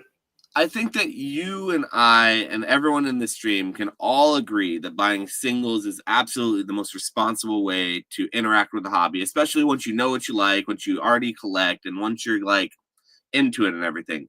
But I think that people are sort of lying to themselves if their answer to a lot of the anger and the frustration that people are having with like getting product at the store or walking up to their Walmart or their LGS and buying a product just without having to compete or have limits or have all these issues with like just wanting like violence surrounding the Pokemon Center restock machines and all this drama and stuff. I feel like that is something that the average collector is going to experience far more than just going on TCG Player and buying $2,000 of 5-year-old cards that they know are hard to hit. Because like when you just get in the hobby, I think that it's important to have some access to it. I don't think it's going to limit the hobby. I don't think that there are enough people leaving because of it that it's going to hurt us per se. But I certainly have been in this hobby long enough to have seen healthier feeling times where people could get access. The hobby was still strong. We were still all making money, but it wasn't like fights happening every day and stuff. And Pokemon was caught up. And maybe we'd have conversations on this podcast during those times where we're like, hey, it's a little slower right now. And then Nick would tell me, what are you talking about? It's not slow. I'm selling as much as I ever have. I mean, okay, maybe you're right. Maybe it's not slow like the black and white times. But like, I do think that the average consumer, it is harder for them to get cards. And to just swipe that away and say, you know, old card shop, you're tripping. Cards are as available as ever. That's gaslighting those people a little bit. Let me hold on. Let me say one thing. All right, yeah, there are packs that you can buy for $6 a pack right now, when MSRP is like $4.50. So like, there's access. I would say, are you mad because you can't go into Target or Walmart and buy it? Sure, like, but also like that's just kind of a lazy thing to say. Like, I can go on eBay, Amazon, I can go all over the place and probably find packs for like $6. So are people mad that like, I would say having to spend $1 to $1.50 more a pack does not mean you can't get product. I think you're just mad you can't get product at like the traditional route of like, I can walk into a store. And when it comes to singles, if you don't care about singles, then that's fine. You just want to open and like see cards for the first time. Like I mean, dude, I think I'd have to check, but I think on like Walmart or places like that, you can buy these like undesirable like tins or like random stuff for like $30-$40 and like it's got packs in it. Are you overpaying? Sure. But if you want to open a product from a distributor, retail, or whatever, like you can. And plus, I mean, just look at the amount of card shows, dude. Like all two of you and myself, like there's so many local card shows where you can go in and buy anything you want. And in my opinion, I think that's a hell of a lot more fun than going to the grocery store and like walking by the milk aisle and then trying to find like the destroyed card section, at least in my stores. Like there's so many avenues to acquire product. It's just because it's not the one traditional one that the Pokemon company says this is how you go get cards. Like that's not anything to get mad about. I also don't think that means people can't get cards. Like you can get cards. Maybe you got to spend $1.50 more in a pack. I'm sorry. There's demand in this thing. Like, so I don't know. I just thought I'd mention that because when I hear people can't get cards, I mean, granted, this is a biased position because I'm in this as much as you guys. I think that's a ridiculous thing to say, but like, if you can't find a product in a store, you go online and buy it, right? Like, why are Pokemon cards treated differently? Like, why are you so mad that like, because there's people not a in this hobby are soft. They're a bunch of that's the real answer. Adult man-child, dog. Like people in this. Oh my god, it's so wild to me that it is what's the word? That it is a hot take to say that if you want to afford things, you need to work harder. The fact that that offends or triggers people is insane, dude. Like, that is so crazy. That is so crazy. But that is an actual talking point in this hobby. That's where we're at. And to the point about like people can't get cards, I heard this same exact thing during the panorama. And oh, if the children can't have access and if people can't go to Walmart and blah, blah, blah, right? That was the biggest boom we had seen. This time, it's even bigger. So that shit did not hold water. The kids that couldn't get Shining Fates at MSRP, they're here. They found their way around to it. Clearly, it didn't deter them last time. And that was it. Like, oh my, it's, dude, I'm so like, I just like I can't anymore. Like, dude, people in this hobby, man, they're so like spoiled and just entitled, and like they're just like, it's like y'all are grown ass adults acting like entitled spoiled little brats. When I was a kid, I was raised by a single mother, and we would go to the store and she would let me pick out a toy, and I could have the toy in the cart while she would wheel me around and do her shopping. 99% of the time, I had to put the toy back when we were done before we checked out. Why? Because we couldn't afford it, and I didn't get a toy every single time we went to the store. I was a child, and I understood that. I am now a 30-year-old man and cannot believe that people can't understand that you don't get everything you want without fucking paying for it and working for it. Like, that is so crazy to me, dude. It's Pokemon. It's not that deep. And most of us are in our 20s or 30s anyways. You got half your life left, if not more. You might have only lived a third of your life. You might live to 90 or 100. You have 30, 50, 60, 70 years left to be able to collect the stuff that you so desperately need. So I have zero empathy for people that need it now and they need it to be cheap. That's so stupid to me. Like, I'm sorry. Well, if you look at that's the what we've been saying experience, this whole time is you don't need any of this stuff. Like, there's a time and a place, and none of it is like toilet paper where if you don't get it, you're kind of screwed. Like, it's really not. It's in the want sector, which in my opinion makes it completely fair game to be like scalped to oblivion. But I definitely don't think it's normal times, and I don't think it's great for the hobby. Like, I think that people, like you said, I agree, are ridiculous for crashing out over this stuff. But I certainly think that like there's reason to believe that it's not always going to be this way, and that things won't get better, or like, okay, maybe prismatic won't go down to like $50 a box like we would want it to, but maybe the next specialty set that's as good as prismatic, it won't come out in as big of a hype. You'll get a chance to buy a bunch of it. Like, there was a chance to buy 151 when it was really cheap, when it came out, right when it came out. It was a great set. Everyone agreed it was one of the best sets ever made. You could still buy it. It didn't like artificially. that's the thing. Is like, what happened? Like, if nobody could get cards, and there's all these true collectors that want to go in and buy cards, where were you during 151 sitting on the shelves? Like, and that's the thing that people don't get told by YouTube. All they're told is they either have to buy now because prices will never go back to the same, or where were you 6 months ago buying when it was cheap? Shame on you for not having money back then and being in the hobby when it was cheap. Those are the only two extremes you hear.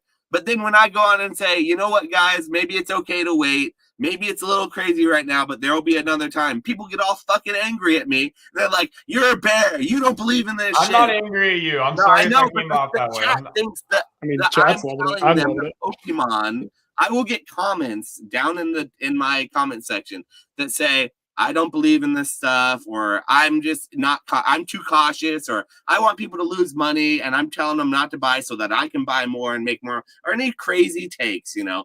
And it's just funny because hold on.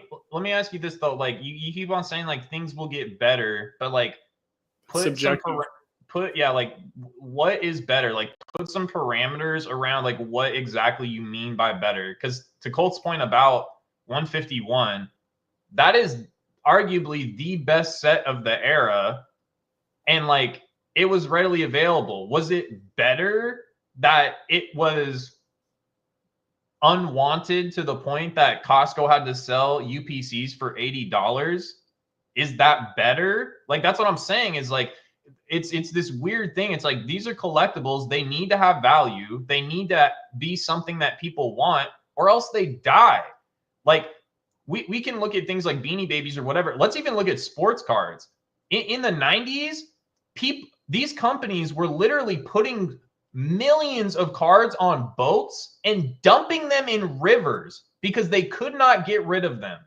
So I don't think people understand what they are actually asking for when they say, like, they need to print this to the ground. Because when that happened, now again, like, this was the 90s. Obviously, we have like the EPA and like much stronger like environmental protection laws now, which is great. But literally, you can go back. In fact, the guy that Michael Rubin or whatever, he wrote this article, this really good article called "Trading Cards Are Cool Again." And in that article, he talks about how the junk wax era happened with sports cards. And literally, that's what happened. Topps, Panini, Fleer, whoever, they literally loaded millions and millions and millions of cards onto tankers or steamliners or whatever you call them, and they dumped them in the river. They dumped them in the river. Funko Pops, not even that long ago, I think it was like a year and a half ago, they dumped millions of Funko Pops into the landfill. Is that what people want? Like, is that good for Pokemon as a brand? I don't think so. Here's what I think. I think that supply should, for the most part, be static as far as like how much they release, with maybe a little bit of variable depending on the season. Like, it can be seasonal. Seasonality, hey, we print a lot more in the latter half of the year, whatever it is. But as a company, like, you can't react to demand because it's dynamic. It's always changing. And I think a company that is going to have legs for the long term has to be like, this is how many we make. And I think that trying to like hit that moving target of like, we should print a ton more, the second you like release all that stuff, to Retro's point, you run the risk as a business of the demand sways back down. Maybe people don't like the set you printed, and they just overprinted so much of this, and now they've got products sitting. So like, I think it's hard because like when you see people engaged in this, if you really want cards, you're going to get cards. Yeah. Like, that's all it really comes out to be. Like, I don't think better is allowing every random person that wants cards to come buy cards, because I think it honestly kind of weeds out the lazy people. Sorry. But like the people who walk into Target and go, oh man, they don't have cards, I'm going to get really mad about it and like complain constantly. It's like, I don't need you. Like, yeah, like I don't need those type of people in the hobby. I don't want that kind of negativity in this. Like, it's a card game. And like, you know, people complaining about pricing. It's like, somebody mentioned it earlier, and this is true. And I was going to bring this up as I was reading that chat. Like, look at Magic the Gathering boxes. Look at what a like collector's booster box runs. We're talking 400 MSRP for like Final Fantasy, I think is what that costs or something. Like, I actually think it's higher than that. I think it's closer to 600 MSRP. Yeah. Like, so people complaining about this particular card game, like, I'm telling, like, it. Magic is like, traditionally done a really good job of like throttling their printing and really controlling that secondary market and not overdoing it when they could. That's why it's so interesting, and we're in such like a unprecedented place right now that when you look back at what the past we have to look at from past experiences, we can't necessarily use it to predict the future because we're in such a different like place now. But that's where people get really dangerous, is that because you can't necessarily use the past to predict the future as well anymore because they don't line up so easily, I think people get really comfortable making these wild swings and just swinging for the roof, you know, or just swinging for the fences, and they want to be told that that's okay. And I guess I'm never going to be the guy to tell them that that's okay, and that's going to be a problem for a lot of people. But like, wait, what do you mean by taking wilds? Like, what do you mean specifically by taking like buying cases of the black and white set for $250 booster box? I don't think this is happening yet because we haven't seen sales go on because we haven't like gotten there yet. But like, okay, Destined Rivals, I've already said my piece on it. I think it's a great set. I do think it's the best set of the whole generation so far. So I can see maybe those boxes being a really, really like strong box, like never go down. But like someone like me who doesn't love the black and white set, when they eventually catch up to the printing of black and white, because they've already went and said that it's going to be short printed, but they're going to reprint and catch up. Which When is they eventually hilarious. catch Even up to today in the demand, I market. can't see those boxes staying at $300 a box, not right away. So someone swinging for the fences, to me, who's really bullish, would go all in on the black and white set after seeing Death's Arrivals, because they would see that and see, you know what, it's short printed, it's really popular, there's an alternate art for every single card. There's people like this stupid old card shop guy who's an old boomer who doesn't like it, so anything he says I'm going to do the opposite of, and so that gives them more fuel to the fire, and they'll go all in and pay $1,500, $1,600, $1,700 for a sealed case of that black and white set. Well, let me ask you this, and I mean this, swinging for like, the fences.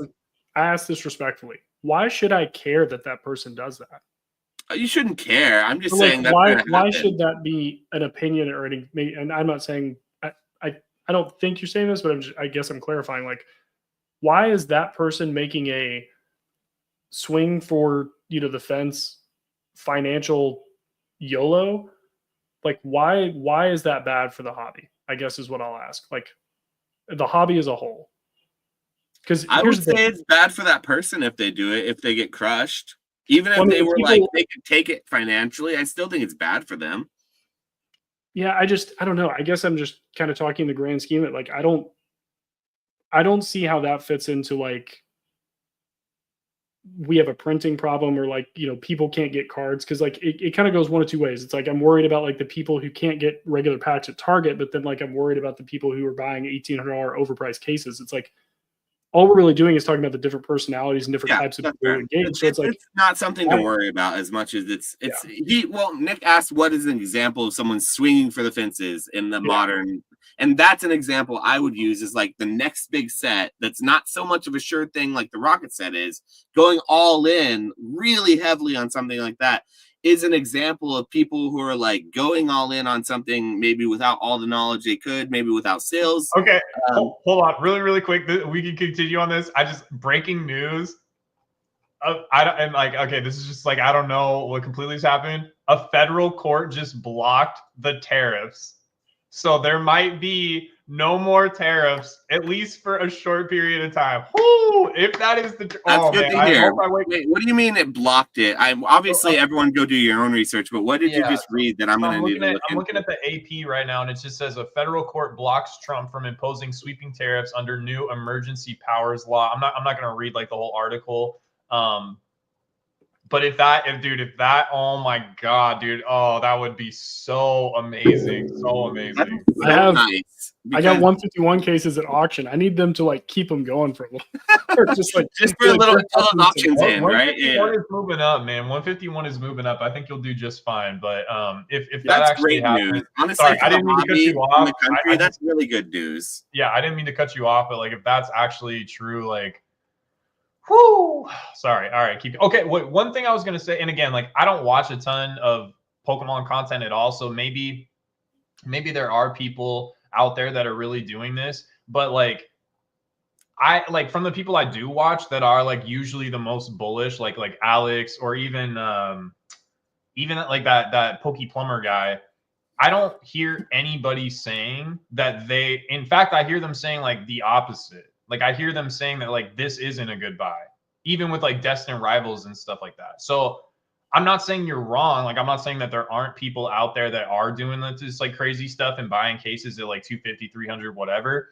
But I don't like the usual suspects that would like normally be like very positive are not right now. And so I personally don't hear a lot of people. And again, like I'm not like you go to shows every week. I'm not. So like maybe you're interacting with like more people than me, but like I don't personally know people that feel great about deploying money on this like brand new stuff at crazy price, at least like in any sort of like significant amount. Now, like I could be wrong. Like I said, like you interact with a lot more like average people day to day than I do.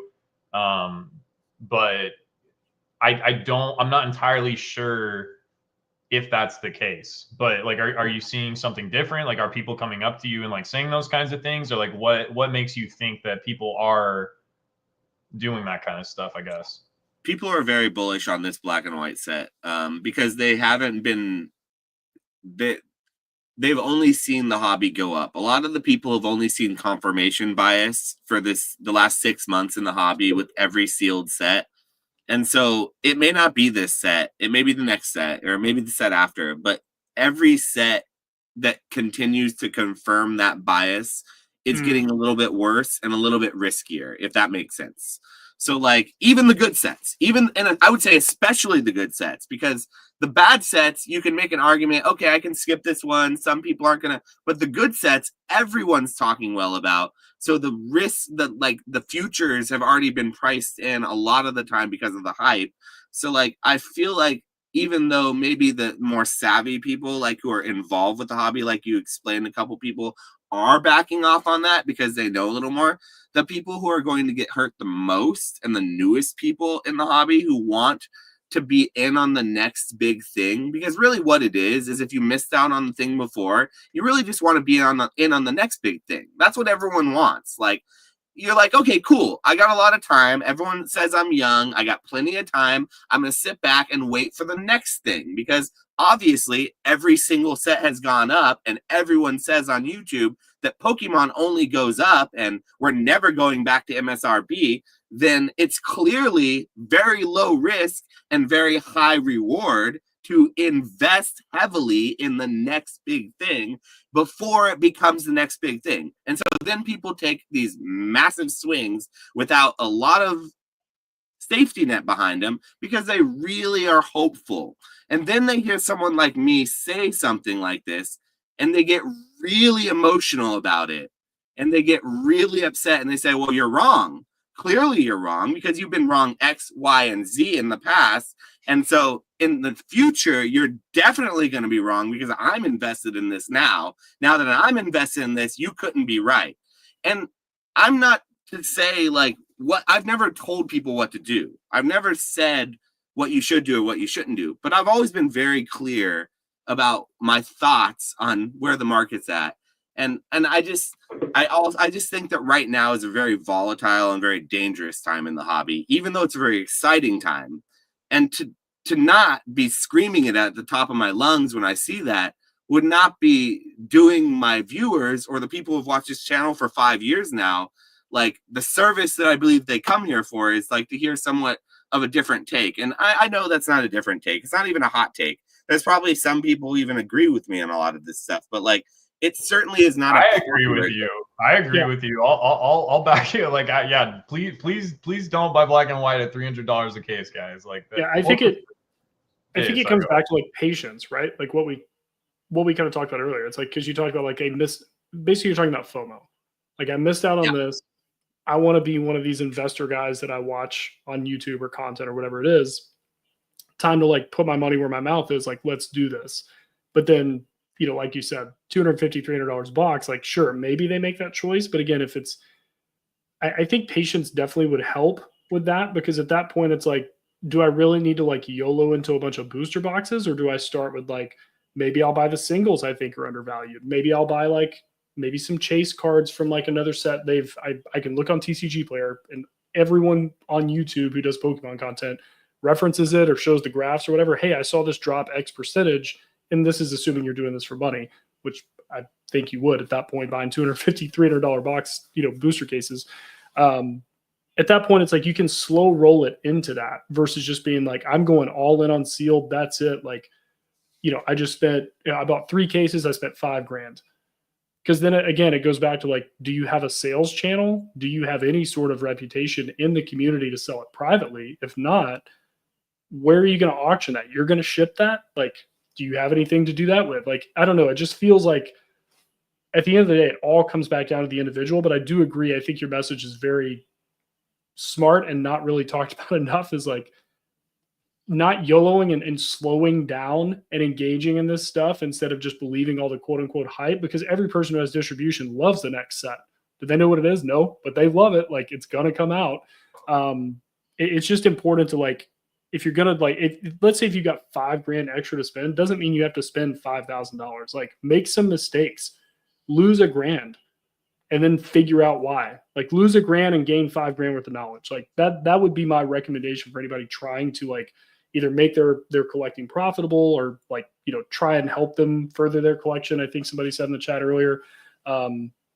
Because anyone that you see who talks about a lot of this stuff, like they either are not leveraged at all. It's usually booster box cases behind them, or like they've got a shit ton of product. Like they are fine. Like if they just lost everything they've got in the next, like, you know, distribution allocation, like they'll be okay. They'll eat it. They'll write it off. That's no different than the $120 like PSA slab you talked about or whatever.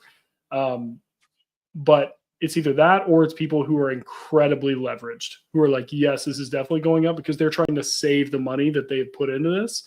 And it's just, I don't know. It's hard to like focus on quote unquote content creators telling you how awesome something is. Like just look at the cards yourself. And like, do you have any Pokemon knowledge? No, then you probably shouldn't be dropping $5,000 on booster box cases. You know, I don't know. I feel like that's a pretty logical, easy mindset to get to, but maybe not. I mean, you know, I don't know. You'd be surprised. Maybe I'm biased because I see a lot of people in person and I actually ask them a lot of time, like, hey, when did you get into this? How hard? It's probably the smarter thing to go in and wade in very slowly and kind of go a little bit at a time. But a lot of the time when people get back into the hobby, they're really excited about it, especially if they get back in at a hype period as well. They don't just dip their toes in. They really go all in heavy in that time, and then they take time off, and then maybe they come back again. And like, I definitely agree that it's good for those people to learn their lessons, like buying at the high and seeing their card go down 50% in value because they listened to us and bought singles instead of buying sealed. But wow, singles are the most fucking volatile of any asset class in this whole fucking hobby. So we've been sitting here telling you if you want to collect, buy singles, but you know what? That's the most volatile thing you could fucking buy. If you want to collect, if you want to collect, is what you said. It shouldn't matter. And it's also like now there's all these caveats of collecting and collecting. We did say that. But if you buy a $20 card and it corrects 50%, which I would say is like and normally it's the really expensive cards that correct. The cheap stuff trades in a pretty tight range. But like if you buy a $20 card and it corrects 50%, you lost $10. It sucks, but it's $10. The best thing I think that ever happened to me when I got back in the hobby was losing money, because I was opening Shining Fates. I had hot hands. I got lucky. I pulled a bunch of the Shiny Charizard VMAXs, and when I pulled it, I didn't know anything. Like, I didn't know how stuff worked or whatever. I was just like, oh, I pulled the most expensive card, and I was like, this is going to go up in value over time. It was $600 raw, dude. $600 raw. I held onto it. The next week, it was $300. I lost 50%. And I didn't lose money, but like I lost 50% of the value. And that was like, oh. Now, I didn't necessarily know all the nuance of why and like, you know, okay, this is double MSRP. Blah, blah. Like, I didn't know all that, but I lost $300 worth of value in a week. And that taught me like that was good. That was positive for me. I also would like to believe, and part of this is just because of what I've seen in financial markets, like retail investors in financial markets are getting smarter over time. Like they're getting smarter. They used to get mass taken advantage of by Wall Street. Now they take advantage of Wall Street a lot of the time. So I would like to believe that at least a certain percentage of average people now in Pokemon are smarter and are not getting taken advantage of. It's not to say nobody is or that nobody's making bad decisions, but I'd like to believe that a good percentage of people, especially the ones that have been here, even if they're just casuals, if you've been here for like any extended period of time, not just like the last 6 months, I'd like to believe that like you kind of know what you're doing, or at least know how to protect yourself or not just get absolutely crushed.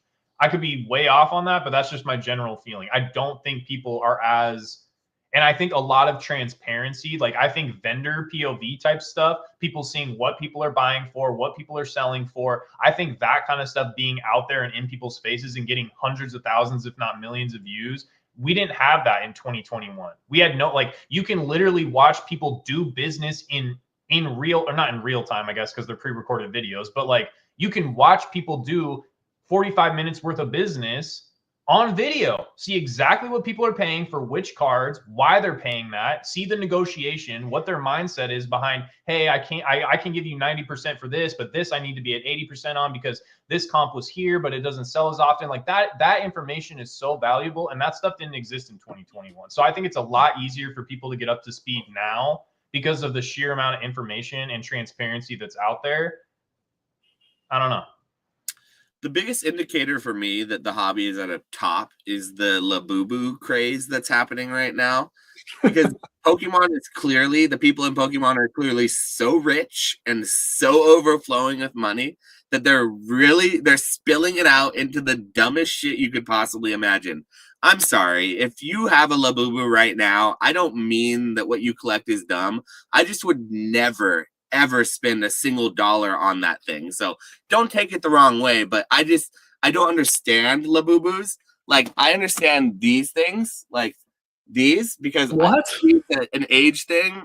That's what I understand. They were $5 to $10. Labubus are it's $50. Those little box things, they're like $50 for one of those. Labubu also, here's the thing. Like, I had no idea what it was. All of a sudden, out of nowhere, I got like 20 messages one day. People were like, "Can you get Labubu? Can you get Labubu?" Yeah, it's the next big thing. The last 2 months, it's all people talk about at card shows. I was like, "What the hell is Labubu?" I looked this stuff up, and I'm like, "Yo, these look demonic. These aren't even cute. Like, it scares me. Like, it's not cute." And it's funny because it's like it seems to be mainly a girl thing, but like the teeth. No, like, guys like it too. Guys like it too. What's funny is my wife showed me. I got her on like Reddit, which I never thought was gonna be possible.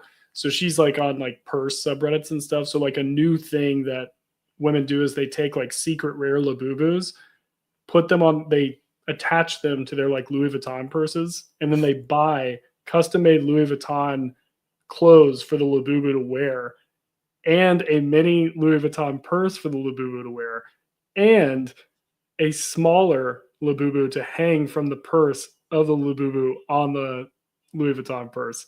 I love it. I think it's amazing. I don't understand how you could hate something like this. I find it hilarious, and I'm all in. Like, people want to do that.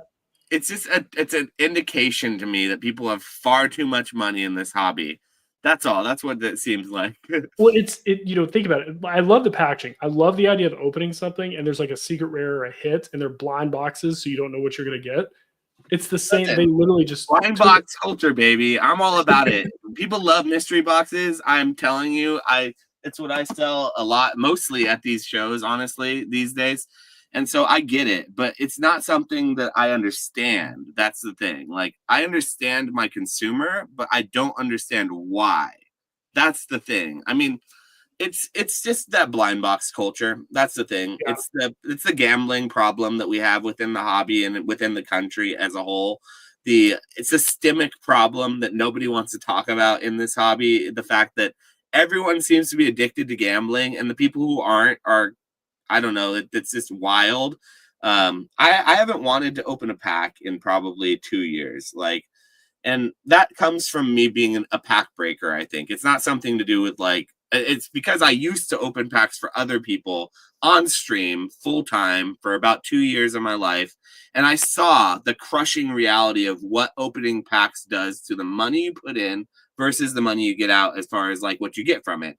And sure, there's an entertainment value, and I'm sure that's why people do it too. But to me, I've never understood that entertainment value. So like, I think when I first got back in the hobby, I ripped a lot of Hidden Fates because that was my only way of experiencing the hobby. I didn't know to go buy singles. And so that's another thing. Like, I think to say that new people can get these cards and it's readily available and it's easy for them to get in is not really taking into account the fact that a lot of people don't know where you can go buy the cards other than Walmart, Target, or your local LGS that's always sold out nowadays. I think a lot of the time you grow to know about TCG Player. You grow to know that you can buy things on eBay or Target. They'll do Amazon, though. Like, Amazon, you can't really buy a lot. It's like expensive on Amazon. It's over MSRP. But they don't know what MSRP is if they're just going to buy. So I guess it doesn't matter if you don't know. But I think even then, people know what's expensive versus not.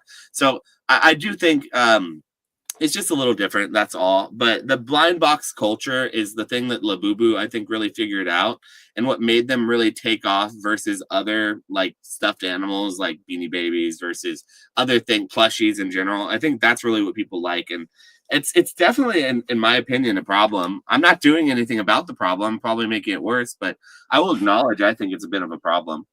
I think they're doing what Funko Pop should have done, because yeah. Funkos have like gone way down, and they filled that gap. Like people like little things like that. So people like, also want to interact with the toy or action figure or whatever. The thing that sucked about Funko Pops, they didn't move, and if you took them out of the box, they were worthless. right. What fun is that? The whole point of the Labubu is you open the pack to get the actual thing, and like you could hit the chase or whatever. Funko Pops sucked. Some of them look cool and some of them were of cool characters, but it's like as soon as you take it out of the box, it doesn't move, it doesn't do anything. You can't tattoo it. Like AMP. I was dying of that. That is so insane. But like you can't, like, you can actually have fun with them, so it makes more sense. And like even Beanie Babies, like I get why people like Beanie Babies, you know what I mean? But yeah, They overprinted them though. I don't disagree with Josh. Like I definitely think it's like just I don't know. Maybe I'm wrong. Maybe it'll have staying power, but it does kind of seem very like the next fad. Like remember when Squishmallows were like appreciating and stuff like that? Now I see Squishmallows in Costco, the Pokemon ones. Everywhere. Yeah, the giant Snorlax and Pikachu ones, they're available. It's not to say people aren't buying them, but like they're not like a premium sort. So I don't know. I feel like Labubu's probably going to go. Plus, they're made in China. You know what I mean? China's pretty good at ramping up production, and you know. So I don't know. I don't know. I think I don't know. It's hard because yeah, Josh. I mean, you're right. You know, when it comes to gambling culture, not to make it like too dark, but I think that people are just. I think the path to wealth, at least in America right now, is very daunting to a lot of people because everything's more expensive. Jobs aren't paying as much. People are in student debt. They can't afford like, you know, Gucci bags or like all this stuff that's like, you know, I don't know, they can just like shine on people with. So I think that like collectibles, and when you find something, it's like these things are $50. It's like, I think a lot of people's things are, I think it's two things. I think one, the people who buy those want them to show like, hey, I have nice stuff, but it's on this level. It's not like, you know, a $1,500 Gucci belt. And when it comes to gambling culture in general, I think people are looking for any possible way to like make money right now that's in non-traditional ways. Because I think people are just like, I can't even imagine, you know, I'm 35, so I can't even imagine what it's like to be like, you know, 20 right now, like trying to enter a job market and thinking about a home ownership is like us probably wanting like a yacht. Like it's not going to happen. So they're just like, hey, I'm just going to like YOLO it. Same thing I think happened with Bitcoin. It's like they see all these like overnight millionaires that happen. They're like, well, that's the path to wealth now. It's all about like getting lucky and like taking these gambles and trying to like, not that you're going to be a millionaire off of boo-boos, but like, you know what I mean? Like, it's like that idea of like quick, fast money. Like that's the only way, because I think people just don't think long-term, like working 50 years is going to get them anywhere. And I think it's a whole mindset. I think the addiction to gambling, I think is an addiction to chasing like happiness and wealth. That's now been like that goal and that vision has now been really just eroded from us with everything that's going on. So it's a hard pill to swallow, I think, for a lot of people, but collectibles is overall, if you get lucky, if you're consistent, it's pretty easy money for the most part. So yeah, I mean, when I first entered like the collectibles market, I was, and I still am, like I am so like I meet people and I'm just like, you know, you meet these people, they're like 100 millionaires and stuff like that, and it's like it's so crazy, man. Like how much wealth has been created within collectibles, how good of a store of value like certain collectibles are and stuff. It's wild to me because I watch so much financial content. I almost never hear them talk about collectibles. And I'm not talking about just Pokemon. I'm talking about like even higher level, like more, you know, crunchy turtleneck people, turtleneck wearing people, collectibles like ancient coins and fine art. Like I never hear financial advisors talk about that. And like, you know, there's compliance issues and stuff like that. But even just on podcasts and stuff, and it's like, how do people like not know this exists? Like there is so much insane wealth creation in this hobby. Like it is nuts to me that people don't know what's going on here, or that it isn't talked about more. And the average people that I interact with in this hobby are doing fairly well. And even if they're not, like, they have a lot of liquidity tied up. So it's like, if push came to shove, like, they have a lot of money in their collection or whatever. But to your point about gambling, like, I don't disagree. It makes me sad, but I don't like, I still think that you can make things happen the old fashioned way. Like, I think people got really, really spoiled. Like, I remember even people in my friend group, like, I remember used to say, like, I don't buy anything unless I can double my money, like, in regards to like collectibles. And when the market was down, I was still doing like grading plays and stuff like that and making good percentage margin. But a lot of the time I was flipping stuff consistently for like 10 to 15% profit. And everybody was telling me, like, there's no money to be made. And I'm like, Walmart operates at a 2% profit margin. 10% is amazing, especially when you can do it over and over and over and over, and there's no barrier to entry. Like, y'all are spoiled. You know what I mean? So like, but to your point, like, it's sad, and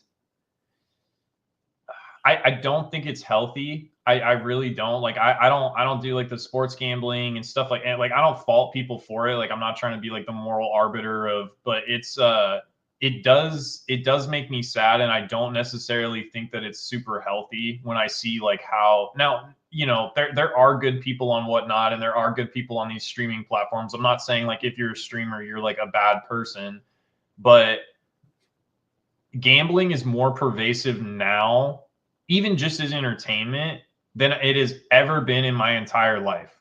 And I don't necessarily know that that's a great thing for humans, but this is maybe just a completely just non-Pokemon discussion. But it's definitely something I think about. And it does make me sad. Loot box culture, the buying digital loot box of whatever it is you're playing, of whatever monthly little phone game that you've decided is worth your extra time and money for that month to just pump money into. That's very much so the culture that a lot of the younger kids that I see, a lot of these free-to-play games, is like, you know, you don't pay for the game itself, but you pay for like microtransactions. A lot of these like transactional fees that are associated with like entertainment now are very much so gambling. Like gacha games, like the new Pokemon game, you know, and I mean, just any new game, the strategy for making a really profitable game is always the loot box. You make a chase of something really hard to get, and you have people open it, and you know, break down into pieces. All these games are the same game with different skins. It's just, you know, whatever you like, you can gamble your life away, and now it's totally fine to do in the pocket of your phone at work with nobody judging you. So now you don't have to go to a smelly, smoky casino to do it. You don't have to be judged by the people walking by or your family who sees you go there. Now you get it at a nice little clean bill on your Apple, you know, at the end of the month, what you pay for on your subscriptions, or what you spent that month in your Apple bill or whatever. It's just a little bit, it's different. So I definitely think that it's pervasive and more than just Pokemon. It's very much so in the entire culture now. Yeah, I just try to, like, I don't know, it's something that always helped me whenever I was buying something I didn't need. I would just convert the dollars to how much time I would have to work in order to buy that. And so it became a point of, like, if I'm buying, like, if you make like, I don't know, let's say $15 an hour, like, you're killing it in today's like versus minimum wage or whatever. Let's say you make $15 an hour, and you know, you're buying like 2 packs of cards. They're $7.50 each. You're like, would I work 2 hours right after opening these packs and not get paid? Like, just that was my payment? No. Like, that's what I would like tell myself a lot of the time, because I think people like are so desensitized to money, especially after student debt. It's like, you know, people I think kind of knew what money was, and like, oh my gosh, you know, $1,000, that's so much money, and then they get hit with like 50K in student loan debt, and they're like, money's not real, like, I'll pay that later. And I think it's so easy, like you said, like digitally, just to buy the stuff like online or whatever, and people don't equate money to time anymore. And I think that's a really hard thing for people to realize when they are like on, you know, even Whatnot streams. I found myself guilty of that. Like, dude, I want to buy into this, or I want to like keep going. Hey, there's only 10 packs left in this booster box. Like I should definitely like jump in now. My chances are higher. But it's a very difficult thing to like not fall into, like as far as the behavior. Like I'm not above that. I've definitely fallen into it. It's why I removed Whatnot and any of those apps off my phone, because I would just impulse buy. Or if it's like a homie like streaming, I'm like, yeah, dude, let me spend like $200. Like they can be my homie, but I don't need to go in and spend that kind of money like all the time. So I just had to like remove it. I have to like get on my desktop, log in. I don't have any saved passwords. Like I got to reset every time. I make it very hard for me to be a part of that. But the biggest thing that I've done is just converting whatever I'm spending into how many hours I have to work. And I'm like, would I do that right after spending this? No. Oh yeah, they paid for Pokemon Pocket, so I actually take it like even like one step further. Like I'll think about like dividend stocks that I have, like income paying positions that I have, and I'll figure out like, okay, like let's say the stock is trading around like $50, and like let's say it pays me out like, I don't know, like 20 cents a quarter per month or whatever. I'll sit and I'll think like, okay, would I rather spend this $50 or would I rather get a quarter a month for like the rest of my life? You know what I mean? Like, and when you think about, yeah, man, like it's not to say like you should never spend for fun or anything like that, but it's so like I have buddies that constantly gamble in the stock market and are so far behind. And it's like, dude, if like, and like I get frustrated, but like it's weird because it's like you don't want to be like talking down to people and stuff. But like I'm like, man, like you have tried to time the market so many times and just gotten so wrong. It's like, why are you spending so much time doing that? Like, why don't you just stick your money in an index and go work and make income? Like, why are you trying to like strike it? And like I get it's the mentality of like I need to change my position like overnight. And like I'm empathetic to that in some ways, but that's just not how like true wealth is built. And even if you look at the people, like I remember that guy that was like the Dogecoin millionaire or whatever. I remember there was all this content around him, and well, one, he didn't sell when he should have, and he lost like a lot of his wealth, and he made like a bunch of dumb decisions, and he's in a better place probably than he was when he, like before Dogecoin went crazy. But like even these people that make this crazy overnight wealth, like they're not, if you don't learn how to make smart decisions, you're going to lose a lot of it. It's kind of like and there's all these studies about people that have won the lottery and all that, and like, going bankrupt and like all this stuff. And it's like, if you don't learn how to be disciplined and make smart decisions, it doesn't matter how much money you make, you're going to piss it all away. Like you're going to do dumb shit and you're going to lose it. So that's not fun like to hear or whatever, but it's just true. Like you have to build good habits, yeah, to like really build long-term meaningful sustainable wealth over time. And yeah, people just don't want to do it. But all right, let's as it pertains to Pokemon though, let's bring it back. That's what people need to hear though, is that people need to not be making bad decisions, and they need to basically be doing the more responsible thing and thinking about everything and not just FOMOing in. So that's kind of what we've always preached. Yeah, patience is all we're saying. Don't FOMO. Never FOMO. It's like there's always time. There's always time. Last topic though is vintage new modern. This one I don't want to spend a lot of time on. I just wanted to touch base on how the fact that modern lately has been getting a lot of the hype because that's the new sets and that's what everyone's talking about. But equally so, I think vintage has been getting a lot more hype than it has been in a long time. And we've been seeing some huge jumps in prices on big chase cards like Gold Stars, big Charizards, old crystal cards, anything that's like vintage, really high value and sort of grail status has done really well these last few months or so. So I kind of wanted to talk a little bit of that. Is vintage beginning to be a little bit more safe again, or what's going on here, guys? Is it the new modern? I wouldn't call it the new modern.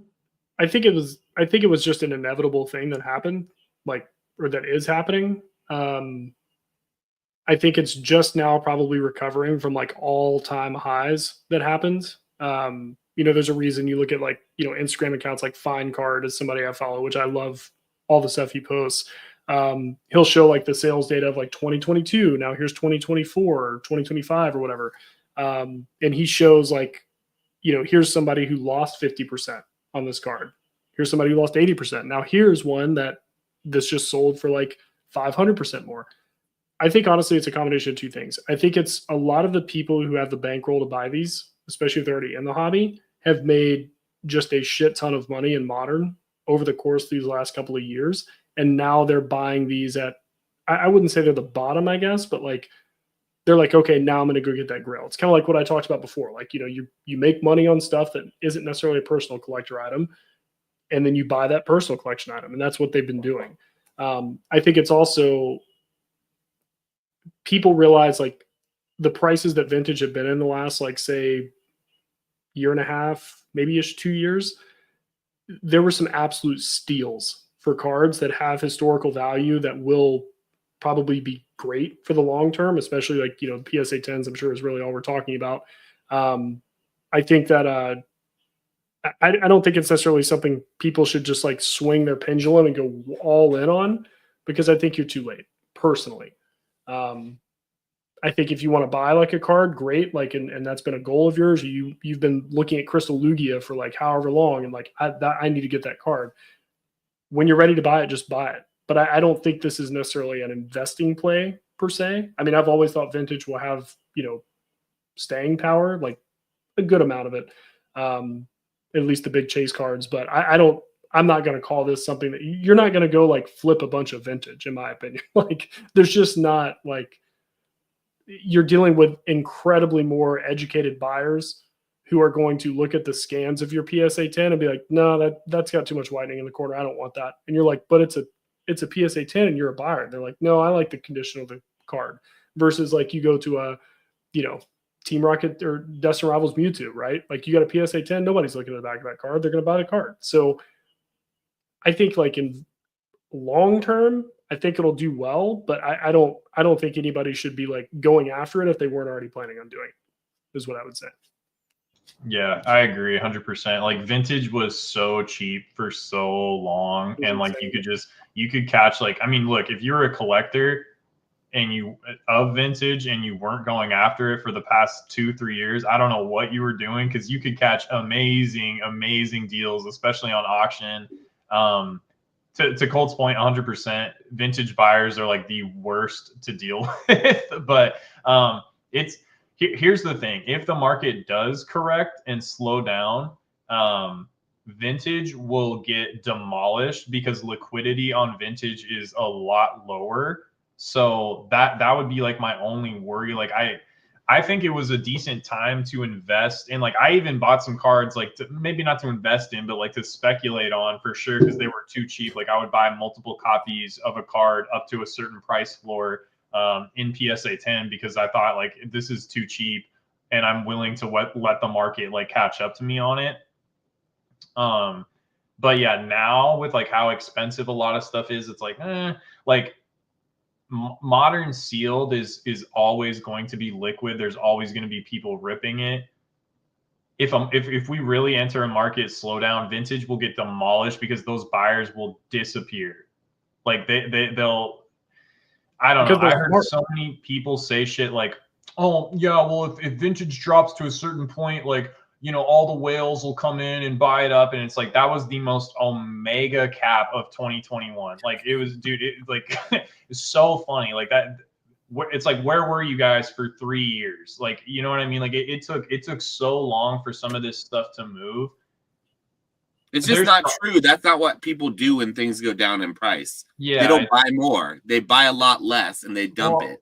Well, of the sealed they do, but like of slabs, like, you have no idea like how many more are going to hit the market. You have no idea like what people got in for and all that kind of stuff. Like, it's tough. I'm happy that like vintage is having its day, because for a long time it was like, man, like, this stuff is so cheap for like how hard it is to get, low pot, fundamentals, blah blah blah, all that nuance we had to listen to for 3 years. So like, I'm glad that it's finally getting its day in the sun. But I would just say, like, to the point about like investing in it, I would be way more cautious in vintage than in like modern sealed, because in a down market, vintage gets demolished. Like it gets dumped. Look at the Illustrator. yeah, One bad Illustrator sale, 5 came to auction in like 6 months. I mean, like exactly. those guys get out because they've got the capital to lose. They're like, I'm going to hedge my bets and just take what I can, versus being like, I can't sell this. Versus modern is like, oh, if it goes down,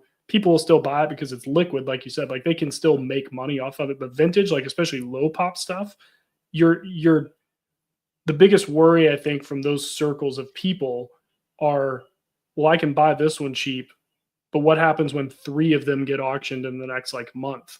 And if they're low pop, it's like that just destroys the value. Versus if 3 modern 10s come out, like whatever, like who cares, you know? Yeah, it's just one of those things that like when it's popping off, everyone loves it, but when it's not, it's very illiquid. And so like it's always been a joke on this channel, like vintage is like old and smelly and nobody wants it, but like it's kind of true. Like very few people in the era that we're in now are really going after it. Now they see these big prices and I think they're thinking, oh, now I should have gotten in, now it's too late. But as you said, I think that vintage is very volatile. Like I think sometimes the narrative around vintage is it's like stable and safe, but I would say it's kind of the opposite. It's really not. It goes through very big price swings, and like when there's only 50 of a card in a population, when only 1 or 2 comes to sale, and then the last sale is the highest sale it's ever seen, then like the other 2 or 3 that get sold after that for like high numbers, does it really matter for the market? Because it's the market cap is so small compared to like a modern booster box that everybody's buying and there's millions of them. It's just, it doesn't matter, and it's just so few and so far between that the liquidity isn't there. That I agree. I think that it's great to see, but it's not something that people should be like divesting into, in my opinion. I think that would be a really unsafe thing to do, to divest from modern and jump into vintage, like we kind of suggested a lot of people in the hobby are doing. Maybe it was suggested in the beginning that we thought that people who had made a lot of money in modern were divesting into these vintage cards and kind of saying, well, don't care about the price, I made a lot of money. I don't know. I think that some of that might be true, but I think some of it might also be new people who are thinking that like this is the only chance they'll get and they really like that card and it's a low pop. So it's just, it's a nuance. It's nuance. Don't be sports guys. The one thing I will say though is I do think even if things correct, there will be like a higher floor, because one thing I've been noticing, and this is just, you know, the boom in general, but like a lot of cards that I had sitting, like Japanese mid-era hollows and stuff like that, even in PSA 10, this boom, like the amount of new people that have come in, the amount of new interest, some percentage of that has trickled down into like the more niche stuff, vintage stuff, whatever, because I'm selling cards that I've been sitting on for like a year and a half, 2 years, because like they are niche, they're low pop, maybe it's a less popular Pokemon, whatever, and they're starting to sell. So I do think that there is more genuine interest. And so I think that a lot of this stuff is going to have a higher floor than it did like, you know, a year ago, 2 years ago. Like stuff was like way too cheap. Like really good cards were like way too, even of popular Pokemon were like way too cheap. So I don't think it's going to get all the way back there.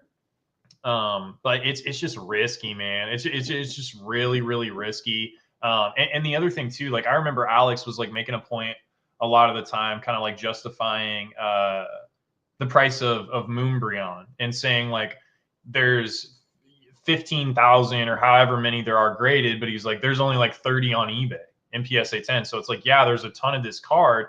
And it's like you look at vintage. So like Josh and I actually had this conversation one time on the podcast, because I really like Unseen Forces in English, which is called Golden Sky Silvery Ocean in Japanese. And my favorite Typhlosion art in the hobby is a hollow in that set. And so we had like a 20-minute conversation on one of the podcasts where I was like, dude, look at these auctions. This card is getting dumped for like $30 in a PSA 10. And I could not believe it. I was like, this is a $600 pack. This card is getting dumped for $30 in a PSA 10. But when you looked, even though the pop was low, there's like 20 of them listed. And one person had sold like 4 or 5 of the cards, just dumping it on auction. Versus again, like the Moonbreon, 35 listed, 15,000 in the pop report, right? So like that's the danger with vintage. To like Colt's point, is like these dudes can afford to take a loss. They'll just dump it, and like one bad sale on modern gets kind of lost in the shuffle, because it's like, okay, whatever, that guy was paper hands. and the market will sort of like correct and get back to the point to where, like it should have been selling at, because there's so much sales volume. But when a card is pop 100, one sale means a lot. So if a card corrects 15-20% on one sale, like confidence just evaporates, so Yeah. Well, that's the hard part with, especially dealing in low pop cards. I mean, I think we've all dealt with like sub 100 pop cards at some point, like sometimes, I mean, sub like 10 in PSA 10. And the issue is that, and it's actually with Modern having so many copies of PSA 10s, it's almost insulated, which I think is what you're saying. The issue with low pop cards is the market cap is so low, a really bad price flushes them all out. And then also on the inverse, a really great price flushes them all out. So it's almost like the more that sell, which would normally be considered a good thing in Modern, it's actually not a good thing in Vintage. So I just don't see, like, unless you're that guy who just happens to time that really big sale correctly, like it just doesn't make sense to hold that as, in my opinion, like an investment. And I'm talking about the cards that are going for like $30, $50, $60,000. Like obviously you're going to see less money lost, quote unquote, like it's something selling for $1,000, but like, for true, like in my opinion, vintage cards that are actually going to withstand the test of time, I think it's if you're buying it to make money, I think that's a mistake. I think if you're buying it because you really like it and maybe in like 10, 15, 20 years, like you want to go back, sure. At that point, your cost basis is probably so low compared to the price. It doesn't matter if something swings 15, 20, 30%. But that's the real issue is great prices suck and bad prices suck equally. Like if you don't have stability or like consistent price points, like you can't even sell it privately. And because private buyers in vintage are literally the worst people ever to deal with. Not in a bad way. It's just they're incredibly difficult. Like you don't just throw something on a table and they're like, I'll take it. Like that's just not how that works. But yeah, we talked longer than that, and I thought, but that's a good topic. That's a really good thing to talk about. That being said, if you want to make real money, invest in Dragon Ball Prism. Oh god, if you want to lose all your money, buy anything Dragon Ball because Retro and I both do it, and yeah, I'm not doing that. True collectors only for Dragon Ball. Anything like that, you have to really love it because you're certainly not 100%. Making money on it. That's for sure. So. Or you could buy vintage MetaZoo. This is the real collector value right now. Like you can buy vintage MetaZoo boxes for like $10 I hear. So. Maybe. Oh my lord! Those are which ones? Like the. Well, I think Dan was buying I think I saw like a Rusty video where he was like, you can go on this website and buy these boxes for like $6 it was like you had to buy like a bunch. You had to buy like 100, 200 boxes or something like that. But Nick's strength in Pokemon hasn't cleared them out yet. Yeah, I don't know. I don't watch like the MetaZoo guys or whatever. But I just thought that was funny. I was like, man, like that's $6 a box is. That's dark. But it's probably a fun opening experience, right? Like 30 packs, 36 packs for $6. Like that's, you can't be mad at that. You get a holo every pack. So, I mean, you can get cards. 36 there are cards to be gotten. Paper. You could just rip 36 pieces of this, and it would be about the same level of excitement, I would say. Yeah, maybe more, because who knows? There might be something written on that printer paper that's like exciting or something you're not supposed to see. What's in the MetaZoo box? They just announced the second MetaZoo set, like the new MetaZoo set. So I'm interested to see how it's received. First one was fun to open. I ripped the box. Yeah, the arts are cool. I like the art on the box a lot. So yeah, I love all the people involved with the Meta2 game, and I wish them the best because the people are fantastic. I really like all of them, but like the game itself, not even touching, not even coming close. Can't say a single good thing about it, and I don't know anything about it either. It's just MetaZoo 1 was such a bad situation for so many people that to willingly take on that brand and run with it is just, it's wild and really brave in my opinion. I think it's smart. I think it's really smart, personally. Smart's a way to describe it. I would say it's really brave. We'll see. Second set's coming out, but I think Cole might have to go do go do some dad duties. So so let's finish up here and just say thank you to everyone who came in here. But we'll let everyone go to do their nightly routines now. We'll keep you guys some anything else you're doing. But if you are watching this back, thank you so much. And if you are in the chat now, we appreciate you for being here. Leave us a comment, join the Discord. If you want to see more PeekDatChu, I think he's going to have some more in his series, his collector showcase series, whenever those get announced. So keep an eye out on that. I have his link down below in the description, so you can kind of go find him there. If you ever want to go sell your cards, join our Discord. It's free. It's a local card Discord where I've posted up a master list of every single announced show from now until the end of the year. So now until the end of December, every show that's announced is in the Discord, pinned in the general chat. So if you're looking for a local show near you, you're like, shit, I don't know if there's a CollectorCon coming. I don't know if there's a local mall show. Join my Discord for free. The link is down below. Check the pinned comments, and there's a master list with all of those shows listed. And we're there to help, too, so you can always talk to me there in that Discord as well. So anything you guys want to know? Channel is coming soon, I'm sure. Yeah. And you can always check me out on Instagram if you want to send me a message on Instagram. I'm always happy to help. But join the Discord. That's the best thing. Nick, when's your next stream? You doing Market Monday next week? Yeah, I wasn't really feeling it. Market was closed this Monday anyway, so I was just like, whatever. But yeah, next Monday I'll probably be back. I don't know. Like I'm trying to catch up on stuff so I can do pre-recorded content. I don't know. Just to be completely honest, I kind of got my little rant out earlier, but I've just been so burnt out on. I don't know. It's tough because it's I don't know if I have anything of value to add. To what would I say? I don't just want to regurgitate the stuff that I'm just burnt out on the negativity. It's just grating, man. It's just really grating. It's dude, I'm happy that things are, I'm not happy that people are fighting in Costco's and, but that's not Pokemon's fault. That's people's fault. People just suck. You know what I mean? And but it just, I'm just burnt, man. I'm just burnt out on the negativity, and the longer this all goes on, it doesn't stop. But I think I'm at a point to where it's all right, well, you have to learn how to deal with it or digest it in a healthy way, because it's not going away. But I've just noticed myself maybe being a little more on edge lately. So I'm just trying to take a break. And anyways, I don't know. I didn't mean to make this therapy hour, but I will be back. What it is. It's funny you say that, because since you're feeling a little bit more burnt out, it's weird because I'm becoming more powerful. You're energized. You're back energized. Now that people are kind of getting kind of burnt out, and then this market is doing what it's doing, well, I'm feeling a lot more comfortable. Kai sent me that, and that rejuiced me for sure. That got me excited again. But yeah, I don't know, man. I think part of it too is I definitely don't know everything, but I don't feel I learn anything anymore. Listening to, I hear you. I feel the same way. Yeah, and that's a bummer, because I used to watch especially the long streams and stuff, because I was looking for if I could get one valuable piece of information, it was worth it to me. And I feel less and less. And I get new people come in, you have to cater to them, so a lot of stuff gets repeated. I'm not mad at that, but it's just a bummer, man, because I kind of miss that time where I feel so-and-so is going live with so-and-so. This is going to be a really good conversation, and maybe I can learn something. And I don't really get that anymore. I get a lot of negativity, a lot of complaining, a lot of entitlement, a lot of is this going to go up? Is this going to go down?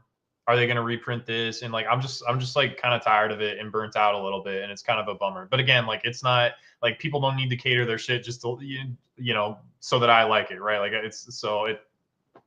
Anyways. Well, that's the thing. I think I'm experiencing the same thing, and probably Colt to a certain extent. Now that all three of us have seen these cycle 3 to 4 times now in this hobby, it's feeling very much so it's just another cycle. And it's seeing it told to us again and again and again. It's it's just beating a dead horse, It's just not, what's the point? So I get it, and I totally feel that way too.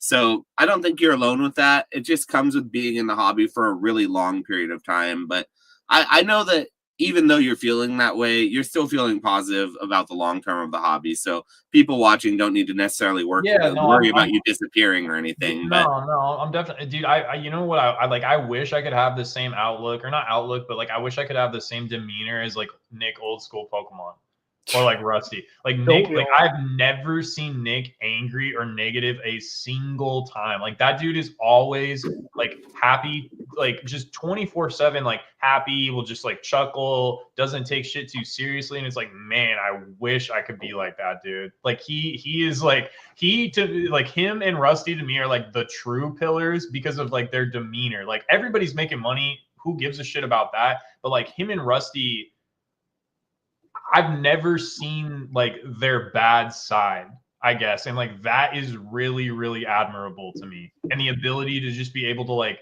take everything like as it comes and just ride the wave and not really worry about it. Like I really wish that I had that ability for sure. So shouts out to you, Nick and Rusty, for sure. I don't know if they'll watch this, but and shout out to you watchers. We appreciate you guys. We're gonna let you go to bed now. And thanks again, Colt. We're gonna finish up there. But if you like the stream, like, subscribe, comment down below, and thanks again for coming, guys. Thanks, chat.